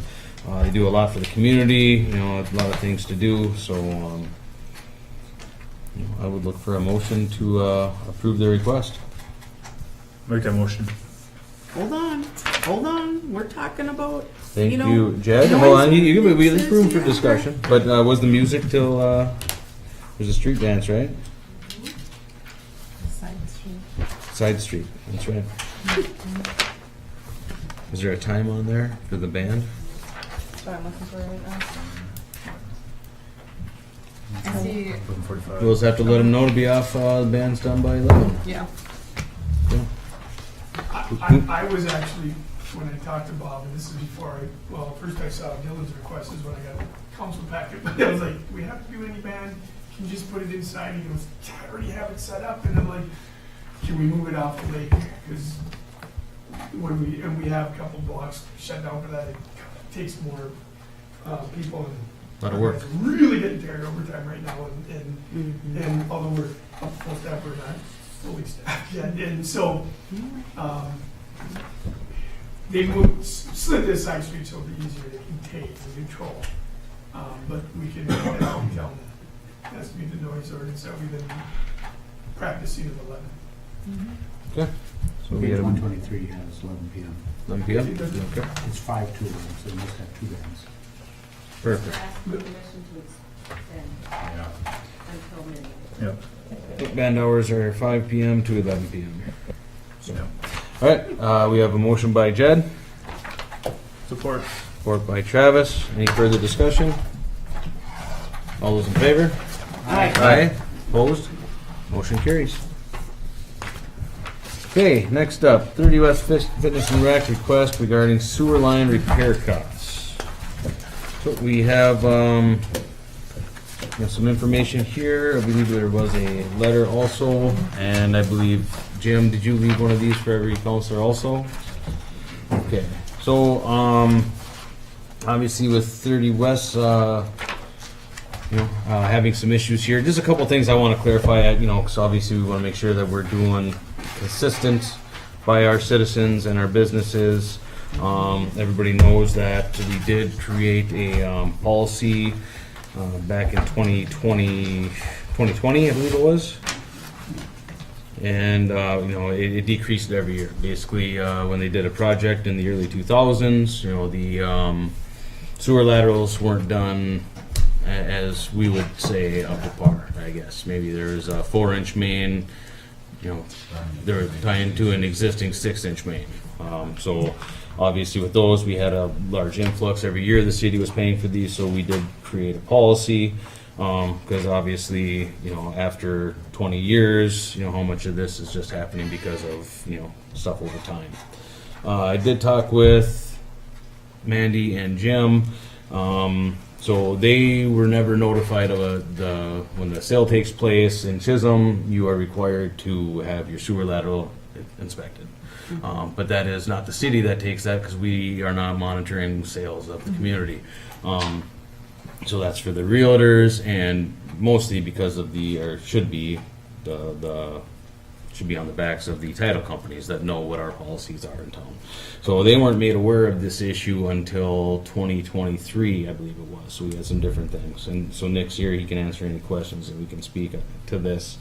So when we kind of look through what happened here with the property, obviously it was inspected, or they say it was televised. They had Roto-Rooter come out and clear out, hydroblasting, cleaning out roots and everything else that went on here. And you'll see that we have a cost listed of $4,800 to clean that out. And then below that is your jackhammering, your flooring, your inlets. So basically, when we are here today, we're kind of talking if we're looking at extending that sunset, in 2025 2024 it's 0%. In 2023 is 25%. I believe they did bring this back up to Jim and Mandy in 2023. So if you want to extend that, and allow them in under that window of the 25%. I was trying to find other businesses that did take advantage of the 25% in 2023. In 2022, who was at 50%. The only ones that I can remember, the last one I believe was Valentini's. I believe we remember that one. That was kind of it was up in the air because it was over a weekend. They had business running, so they kind of didn't approach the city first. They just had it done and came and asked for forgiveness after, and we did work with them a little bit on that. Talking with Jim, he does not believe that the $4,800, cleaning of the sewer lateral and removing debris is part of the city line. That looks like that's probably everything that's under the existing business, which is not the city's. So if it's coming through that 6-inch zone, that's not exactly something that we would take part in. It's from the property line to the city. So we would be looking at the cost of the $4,300 to, help with that if we were to extend, or to grandfather them into the 2023. Or if we would look at extending that 25%, furthermore to other businesses that are coming on here. But again, this is a 20-some-year-old infrastructure. It's aging. Everybody's been using it. So if they hadn't come, that was the initial thought when we had brought this policy forward. If it's worked for 20 years, it sunsets eventually. So my opinion, I would be fine extending the 25% because they did come in 2023 to discuss and look into this. But again, I wouldn't look at anything more than that because otherwise we're going to be going back 20 years to make sure that everybody has received the same type of kickback or assistance. So I'm not sure any other questions Jim might be able to answer, or Nick if he has any input here, or what your opinions may be. Mr. Mayor, should we run this back to the PUC for their approval first before making a final decision? I'm not sure if the Valentini's one came through. With that. It was all part of that policy that you got in front of you. They went through the PUC first and then came to City Council for adoption on, was it July of 2021? That's on your resolution right there. So you're asking if we should send it back to the PUC to see if there's any thoughts of them extending the 25%? Right. Or that? Yep. Can I ask a question? Yes. Do the funds come out of general or do they come out of the public utilities to reimburse the businesses?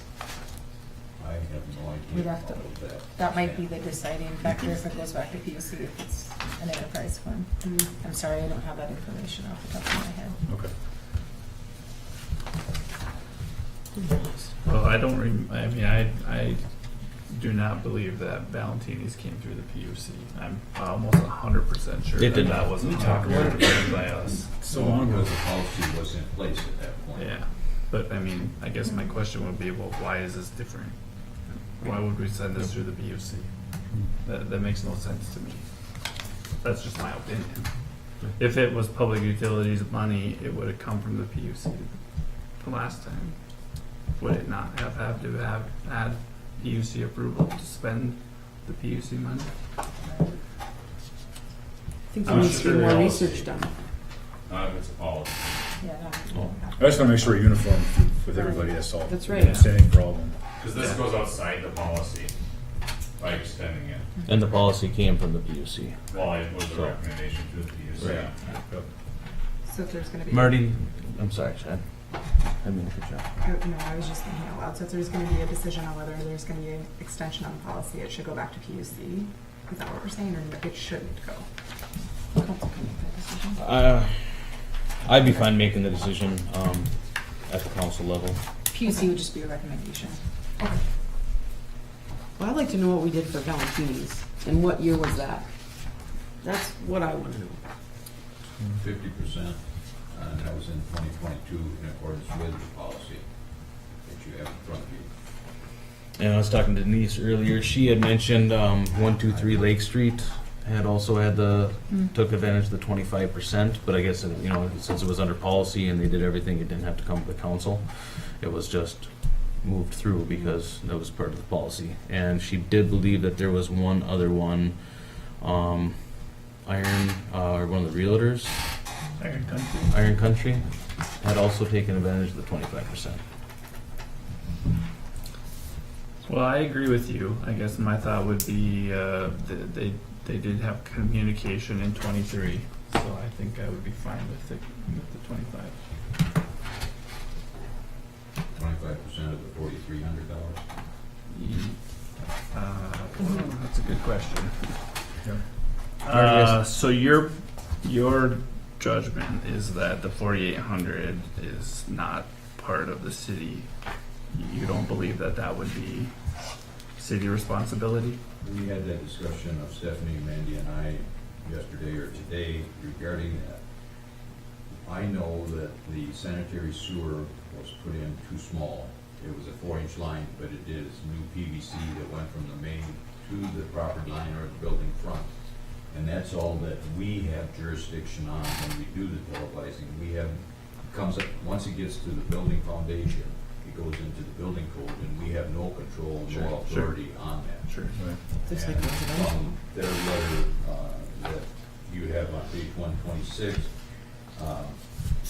it indicates, not specifically, we, for the televising and cleaning and stuff that was done by Roto-Rooter and so forth, we have never seen any televising of any of that line. We have nothing in our files or in our computers seeing what's even there, but we're confident that it's PVC to the property line.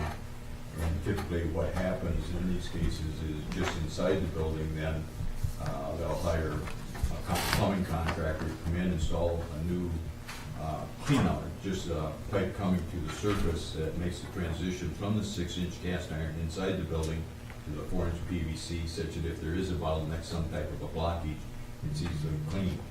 So from this letter, it's my impression that the real problems are inside that building, for which we have no responsibility, no liability, in my opinion. Mr. Mayor? Oh, hold on, Marty. I don't agree.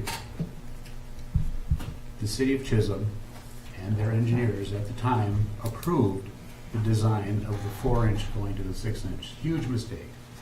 Caused nothing but problems for 20 years. And it's that connection from the 4 to the 6 that causes the problem every time in every building. It's happened all up and down that street. There's places where they didn't even connect the sewer to buildings, and people found out later on that their sewer wasn't even connected. So a 4-inch pipe is fine, but the connection is where the problem is, and the city made that connection. Can be if And it's line up. their expenses started in as early as 2022. And we have a policy that the whole line needs to be televised when a property changes hands or gets sold. Correct. So that should have been all televised in 2018 or 19 when the building was. And it may have identified that at the time. And anybody televising that would say, well, you got a problem right there. So we require everybody else to televise and submit to the city when a sale takes place. So what? Pretty close without that happening. So where was the disconnect there? Why didn't that With the happen? realtor or title company, the property owner has some information on that. So, I mean, they noticed a problem early on. They started getting expenses in 2022. And I understand the policy is to try to shed our liability on this issue. But nonetheless, it was the city and its engineers allowed this all to happen. And it's been problem after problem after problem after problem ever since. How it slipped through us this way and how it ever got approved, don't know. But the fact of the matter is, it happened and it's caused nothing but problems for the last 24 years, 23 years. Mr. Mayor? As I had a moment to quickly read through the entirety of the information provided to us, it does, from my understanding, indicate in 2 of the numbered points that this would go to the Public Utilities Commission. Number 3 and number 6 each make a reference that it would go to the Public Utilities Commission before then having a recommendation brought to the City Council. Yeah, the policy in terms of than getting an estimate and then taking through the Just come on up, Sure. please. Mayor, thank you. My name is Nick Chiliati. I'm one of the owners of 30 West. So to clarify, Jim, on your point, the understanding was when we had Northern Lining come out that there was no way to do it without ripping up the whole floor of the basement. Correct. That our line comes down, and the issue was in fact at the interchange where it comes to Main Street, which is where the sewer line is. So hence $9,100 compared to previous approvals from the council on ways to address this with the businesses from the areas that have been made previously. Is that they have to basically go from the back of our building to the front. And that includes taking out concrete, and that's why it's so expensive to do. I guess if I could just express to you guys where we came from with this is that when we purchased the building, the area was already known. And so we feel like we really were in the dark on this. So I certainly understand the policy that the city's made in terms of trying to figure out a way to address that we can't keep paying for these forever. City taxpayers don't want to do that, and I understand that. I think the concern from our end was, hey, maybe we would address this right away had we known. Now we're in a situation in which financially, that's not necessarily an option to do that on our own right away. And so we were asking for the city's financial assistance in doing that, simply because we would have known had the proper steps taken place in the first place. Can I ask you how you guys bought the building? And so, you know, obviously it's policy that it gets Sewer line. scoped, you get your sewer lateral done, and Yeah, so there's very little documentation, which is not helpful to our case, of course, but very little documentation of any issues on either no issue with the sewer line or issue with the sewer line. So, of course, I combed through everything we have to try to find out how things went through there. And at the time, I know we had Steve Erickson, who was in charge of buildings at the time, in our building and looking at things, but we don't really have solid documentation on, you know, this passes, this doesn't. And so that's the frustrating thing for, I'm assuming you guys as well as us. so you don't recall having it scoped And a video. or videoed. No. Did you buy it through a realtor? Correct. Huh. It's realtor, and I'm surprised because this policy has been in place since 2006. Right. Yep. In terms of the sewer lateral inspection and maintenance, How to get and I think in the past few years when Mandy came on in October of 2018 as well, and we've seen probably less than a handful, probably 2 or 3 where it was a sale that we were not made aware of, and we therefore received no televising report. And that's what happened in this case. And Nick, I totally understand. And in your letter, you indicate that you had Roto-Rooter come in and do some televising, some cleaning and so forth. We have never seen or had no awareness of any of that happening. The first that we knew there was a problem up down Main Street of the 4-inch PVC being connecting into the 6-inch services coming out of buildings. But we did not know the specifics of your building, even when Roto-Rooter came in, did televising and cleaning and so forth. Mandy went through her computer, I went through our computer, our shared drive and so forth. We went through Mandy's project files or property ID files, and we find nothing in there regarding the sanitary sewer. And so, and as I explained, I'm confident from the as-bills and so forth that there was a 4-inch line, which was too small, that was brought up to your building permit. Typically, what we see Northland Lining doing or other contractors is that they come just inside your foundation wall right at the property line, break up your concrete floor like you're talking about, and install a clean out at that location, and then they just have to make the connection with 4-inch PVC pipe to get under the foundation to tie into our 4-inch PVC that's right at the property line. And right at the clean out is where it transitions from the 6-inch cast iron pipe or ductile iron pipe that you have inside your building to our 4-inch, but it's at such that at that bottleneck, if there is a problem with something getting caught crosswise, it can be easily and economically cleaned out and resolved. Typically, if there's not much more usage of the property, as long as the inverts of that 6-inch and the 4-inch line up, it's not a problem. It can make the transition.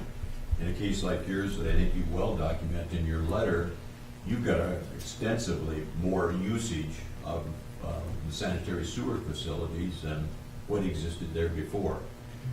I guess the real point I'm trying to make is there was a issue at the point of sale where our policy requires that that sewer be televised either by city crews or by a private crew, that it gets brought to the city. Mandy and I do those reviews and issue a report, and that work has to be done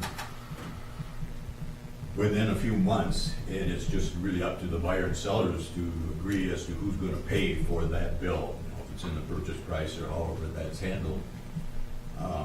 We have seen nothing in the way of a televising report on any of that, but from what I see in your letter and from the estimate coming from Northland, it appears to me that all this cleaning, the first portion, the clean entire sewer lateral, removing all roots and debris, and installing a new liner, all has to be within the building, because we've got new PVC that I'm confident doesn't have roots or problems within our right of way. But it's the second portion in terms of making that new transition just inside your foundation with that cleanup that I think is plausible if we want to go back, and because we found out about this in late 2023, and I think Andy responded to you, that if the work was done in 2023, that there was a 25% eligibility on the eligible cost. And it's just a matter of, since we knew it at that point, but the work, as I understand, has not yet been done. That's correct. So it'd just be, I guess, the olive branch is what I would call it at that point. But I think there's some real culpability on the behalf of either the realtor or the title company, who was ever responsible for getting that sewer line televised, that it wasn't corrected at that time where it could have been 100% reimbursable. End of my sermon. No, that was good. Marty, to your point, we do have a letter that we received from Hewlin Brothers, who was a contractor on that project, and they were specifically directed, and they were providing not only the design but the inspection on that project, and they specifically required the contractor to install it with Orange Services. I have gone back through and I got documentation that I gave to the council, I think 4 or 6 years ago, regarding this, and I had gone through the original construction plans, specifications, and then pay applications and so forth, and there's nothing ever brought forth that changed from a 4-inch service to a 6-inch service, which I think there was culpability on behalf of that consultant, and they have never accepted any culpability on that. And I've got a letter from Hewlin Brothers, that was a contractor, that states that and has documentation as to being directed by that firm to do as was finally done and as bid. Mr. Mayor, Yeah. I would make a motion to direct this to the PUC per the policy, stating that it would go through the PUC. Okay, thank you, Counselor. Question, Mr. Mayor? First, let's see if we've got support to go to the PUC, and then we'll have open it for discussion. I'll support. Thank you. Good. Discussion? Yes, Marty? So the Northland lining thing here says we clean the entire sewer lateral. Isn't the lateral from the main to the property? I would have to get a definition. The lateral goes from our main to the building and into the building. We only have jurisdiction of what goes to the right-of-way line or up to the building or the So it right-of-way says line. here that they had to clean the sewer lateral. What does that mean? I didn't write the letter, I don't know. I'm assuming had to be entirely within the building. I don't know whether that there'd be any Well, roots or isn't any. the definition of the lateral from the main to the property line? I'm sorry? Sewer lateral is defined as from the main sewer pipe to the property line. Is that the lateral? No, I think to the residents, if I remember chapter 50. Or all the way to the all the way to the building? Yes. So in this case, it says they cleaned the entire sewer lateral, which would mean from the main to the building. I don't know, I wasn't there, I've never seen anything documenting any televised. That's what Northland Lining is saying in their cost estimate here. I don't believe that to be true, Marty. I support Jim 100% on this. Everything that he said is accurate and true in my experience. This goes back 120 years of history, and the city never takes responsibility past the property line. And what Jim's stating is that from the property line to the main is PVC. It's no longer a problem. So there's no reason to clean it. So why would we pay for it? And Nick states much of the cleaning is under his building, which is all the owner's responsibility, always has been, always will be, probably. Mr. Mayor, Yes. call the question. So it's the connection. We have to remember, it's the connection that's the problem. Not Nick's roots under his building, not his cement floor. It's the connection. It's always the Thank you, connection. Colin. We'll take a vote. Susan, will you please take a roll call? Counselor Wait, Halverson? what are we voting on first? Sending this to the PUC, we had a motion by Councilor Raha, Councilor by Oliva, and the call for question was just raised by Councilor Nicola Raha. Counselor Halverson?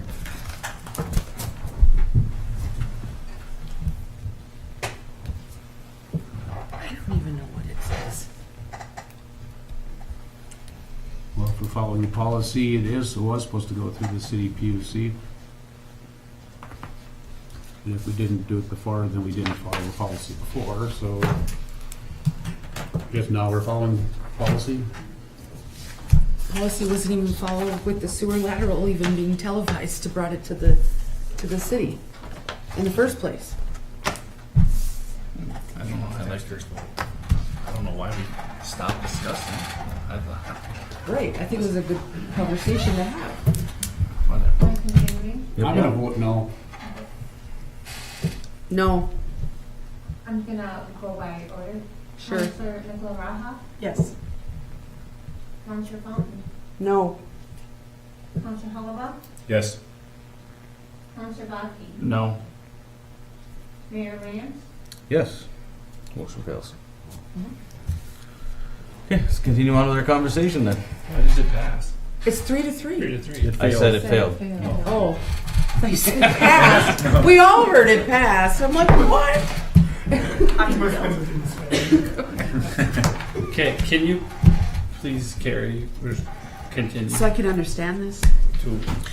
If I may, so Larry's saying they cleaned the sewer lateral.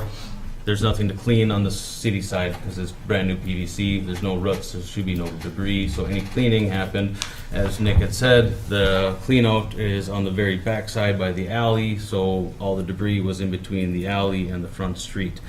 Is that what you're saying, Larry? Basically is what I'm saying, and if I could put it, if I would back up a little further. Nick knows this, you all would probably know this when I say this, that if there's a video, like there's supposed to be, even today, for this request, we would have the information we need. We do not have the video, nor do we have the video from Northland Lining to see whose responsibility is what. The city never takes responsibility past the property line. From the main to the property line, in this case, is probably 8 feet. Is it even, Jim? It's right there. The PVC is right there on the outside of the wall. It's 0 feet, basically. So it's, the $9,100 is just, we cannot gauge the amount of liability to the city, which is very, very little. I would, right off the bat, I would have supported the 25% of the 4,300 for around $1,000. But that's it. I would never go higher than that on this whole discussion. But we don't have the video, which is supposed to be submitted. So I would say if you have the video, it's been scoped, it's been serviced. You said that they have televised it. I would make sure you get that to the city right away. I would also reach out to the title company that you went through to figure out why they didn't make sure that it was done properly. And I would also reach out to your realtor. I would think they would all have some liability in this as well because they have a policy that is supposed to be followed. I mean, basically, the city does not know when I sell my house to Chief Matter, right? There's nobody in the city watching that happen. So that's why there's a policy in place to title companies around here, unless you use a title company far away from here, I can't imagine that happened. Mr. Mayor, and kicking that to the PUC would allow us to get more information for everybody too, so, and help everybody out. Yeah, and if I could, Jim, Larry, I mean, I think if there's any opportunity to learn more about what the true cost is, you know, we're taking Northland Mining's word here because they've done a lot of these, and so, you know, I'm not an expert on this stuff. And so, whether that's what it costs, where the actual issue is, we're going off what these people are telling us. And so, if there's an opportunity to have that kind of feedback and another set of eyes on it, that would make us feel better too. I guess the main thing for us is to say, hey, look, we got a crappy situation here. So let's get this figured out and maybe. Larry, what do we charge the televised lines? $100? Yeah. I would call Larry tomorrow and schedule a televised with And then you for can look at the $100. video, and then you have all the There we evidence. go. And that's what we do. And we work with the same Motion contractor to table that this? does, and we send the crew out there, so.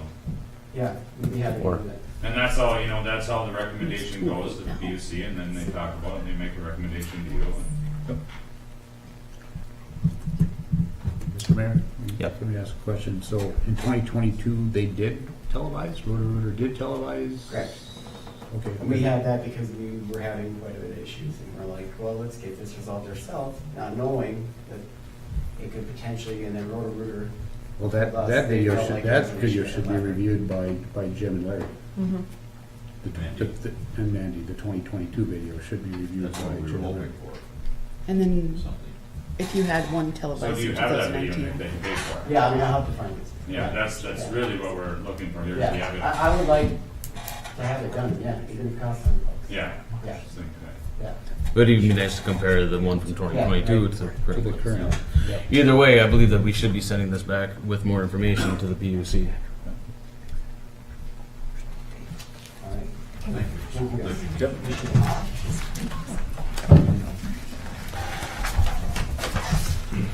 Do we need a motion to send this back to the PUC, or are we gonna hear this ourselves? Per the policy, I think it's supposed to go to PUC, and I understand that we didn't follow the policy previously, and I think that could Well, and be for a few reasons. I would actually have like verification if we did or not. You know, when Valentini's came, it was 2 years ago, a lot's happened since then. Well, if we're, Mayor, if I may, if we're continuing discussion to the next meeting or to a future date, I don't think there would necessarily need to be a motion to follow the policy and have the PUC take it up at their meeting, assuming they have a meeting in between ours. Means next week, right? Yeah, next week. You're welcome to go to the PUC. We don't have to tell them to do it. Right. Yeah. Okay, moving on. All right, Council, I would like to discuss a working session, moving the employee gym equipment to the vacant ambulance building, ordinance regarding holiday decorations, and a peddler's license. I'm going to give you a little background on the holiday decorations. What's it going to call it? Well, the right to have a food truck on city property in town. We talked about that under miscellaneous. I brought it up one night. It looked like it was, supported by everyone. So I would like that to come to a working session so we can actually come up with what we would like that to look like. As far as the holiday decoration, so again, just doing due diligence when people bring complaints. Normally, if there's not a lot of them, if people aren't willing to have written complaints at City Hall to come and talk to people, I'm not sure exactly how valid they are. I have had a couple different complaints from individuals. I did reach out to a couple of them and followed up. One complaint, in my opinion, I can't say that I agreed, but I'm not the one that looks at, these instances every day. And the other home I went to was very intimidating, and I thought I was in jeopardy by being there. I talked with Vern, I checked it out, I talked with Brian. There's different things that I think there's a reason we have ordinances, and I think one of these homes is a reason that we would have an ordinance. So that's why I wanted that on there. And just so when people know that they are bringing us issues, sometimes they don't want to address the whole council. Like Mayor Champa used to say, sometimes the mayor gets more phone calls and they think that things get solved easier. I disagree. I did advise the individual to reach out to the entire council or come to City Hall. I had some expletive words thrown my way, but regardless, I still think it's something that we should discuss. And adding the sister city to the working session, again, so this is something out of Norway? Slovenia, for discussion. So, I'm not sure the council's availability. I don't think anything on here is a rush. Correct, Steph? So I'm not sure if the council would like to add this on to after the September 11th meeting, kind of the different, sessions we've had. What do you For a think? separate meeting. Yeah.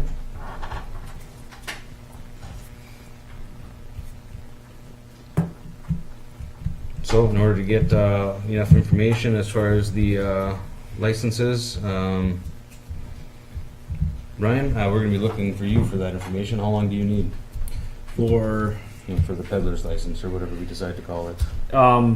If you give me some guidance on what you need, I can have it within a few days to a week. Okay. What's the last week August look like for council? We have a meeting on the 28th. We do not have a meeting on the 28th, but I have a volleyball match. But I can't on Monday the 26th. You can't? Cannot. Okay. How does Tuesday look? August 27th. I'm good with that. I'm okay with that. You good? April? No, I don't even know. But let's just put it on there. Okay, I'll look for a motion to schedule a working session on August 27th. Does 5 p.m. work for everyone? Yes. I'll be a little 5 p.m. to discuss moving the city gym, decorations, licenses, and sister city designation.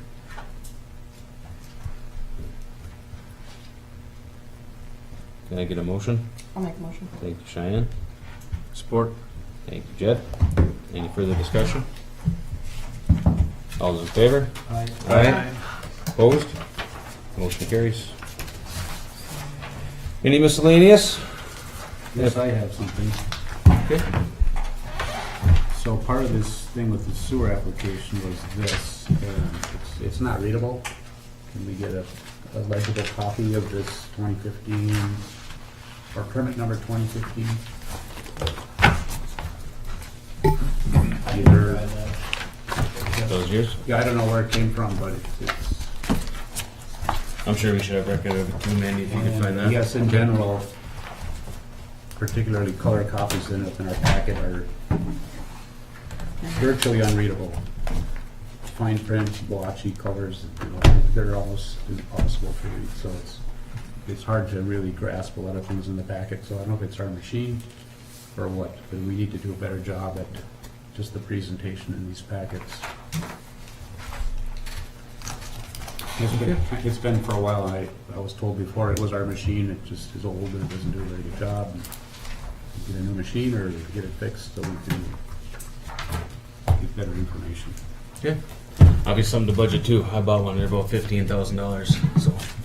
Yeah, you're right. There's lease packages too, where you just lease it and then the maintenance and the replacements are all taken care of as part of the lease. Perfect. Okay, we look for a motion to adjourn? Okay, one more thing. Yes? As far as our new generator, for the public safety building, do we have a plan, like a maintenance plan or maintenance intervals kind of thing?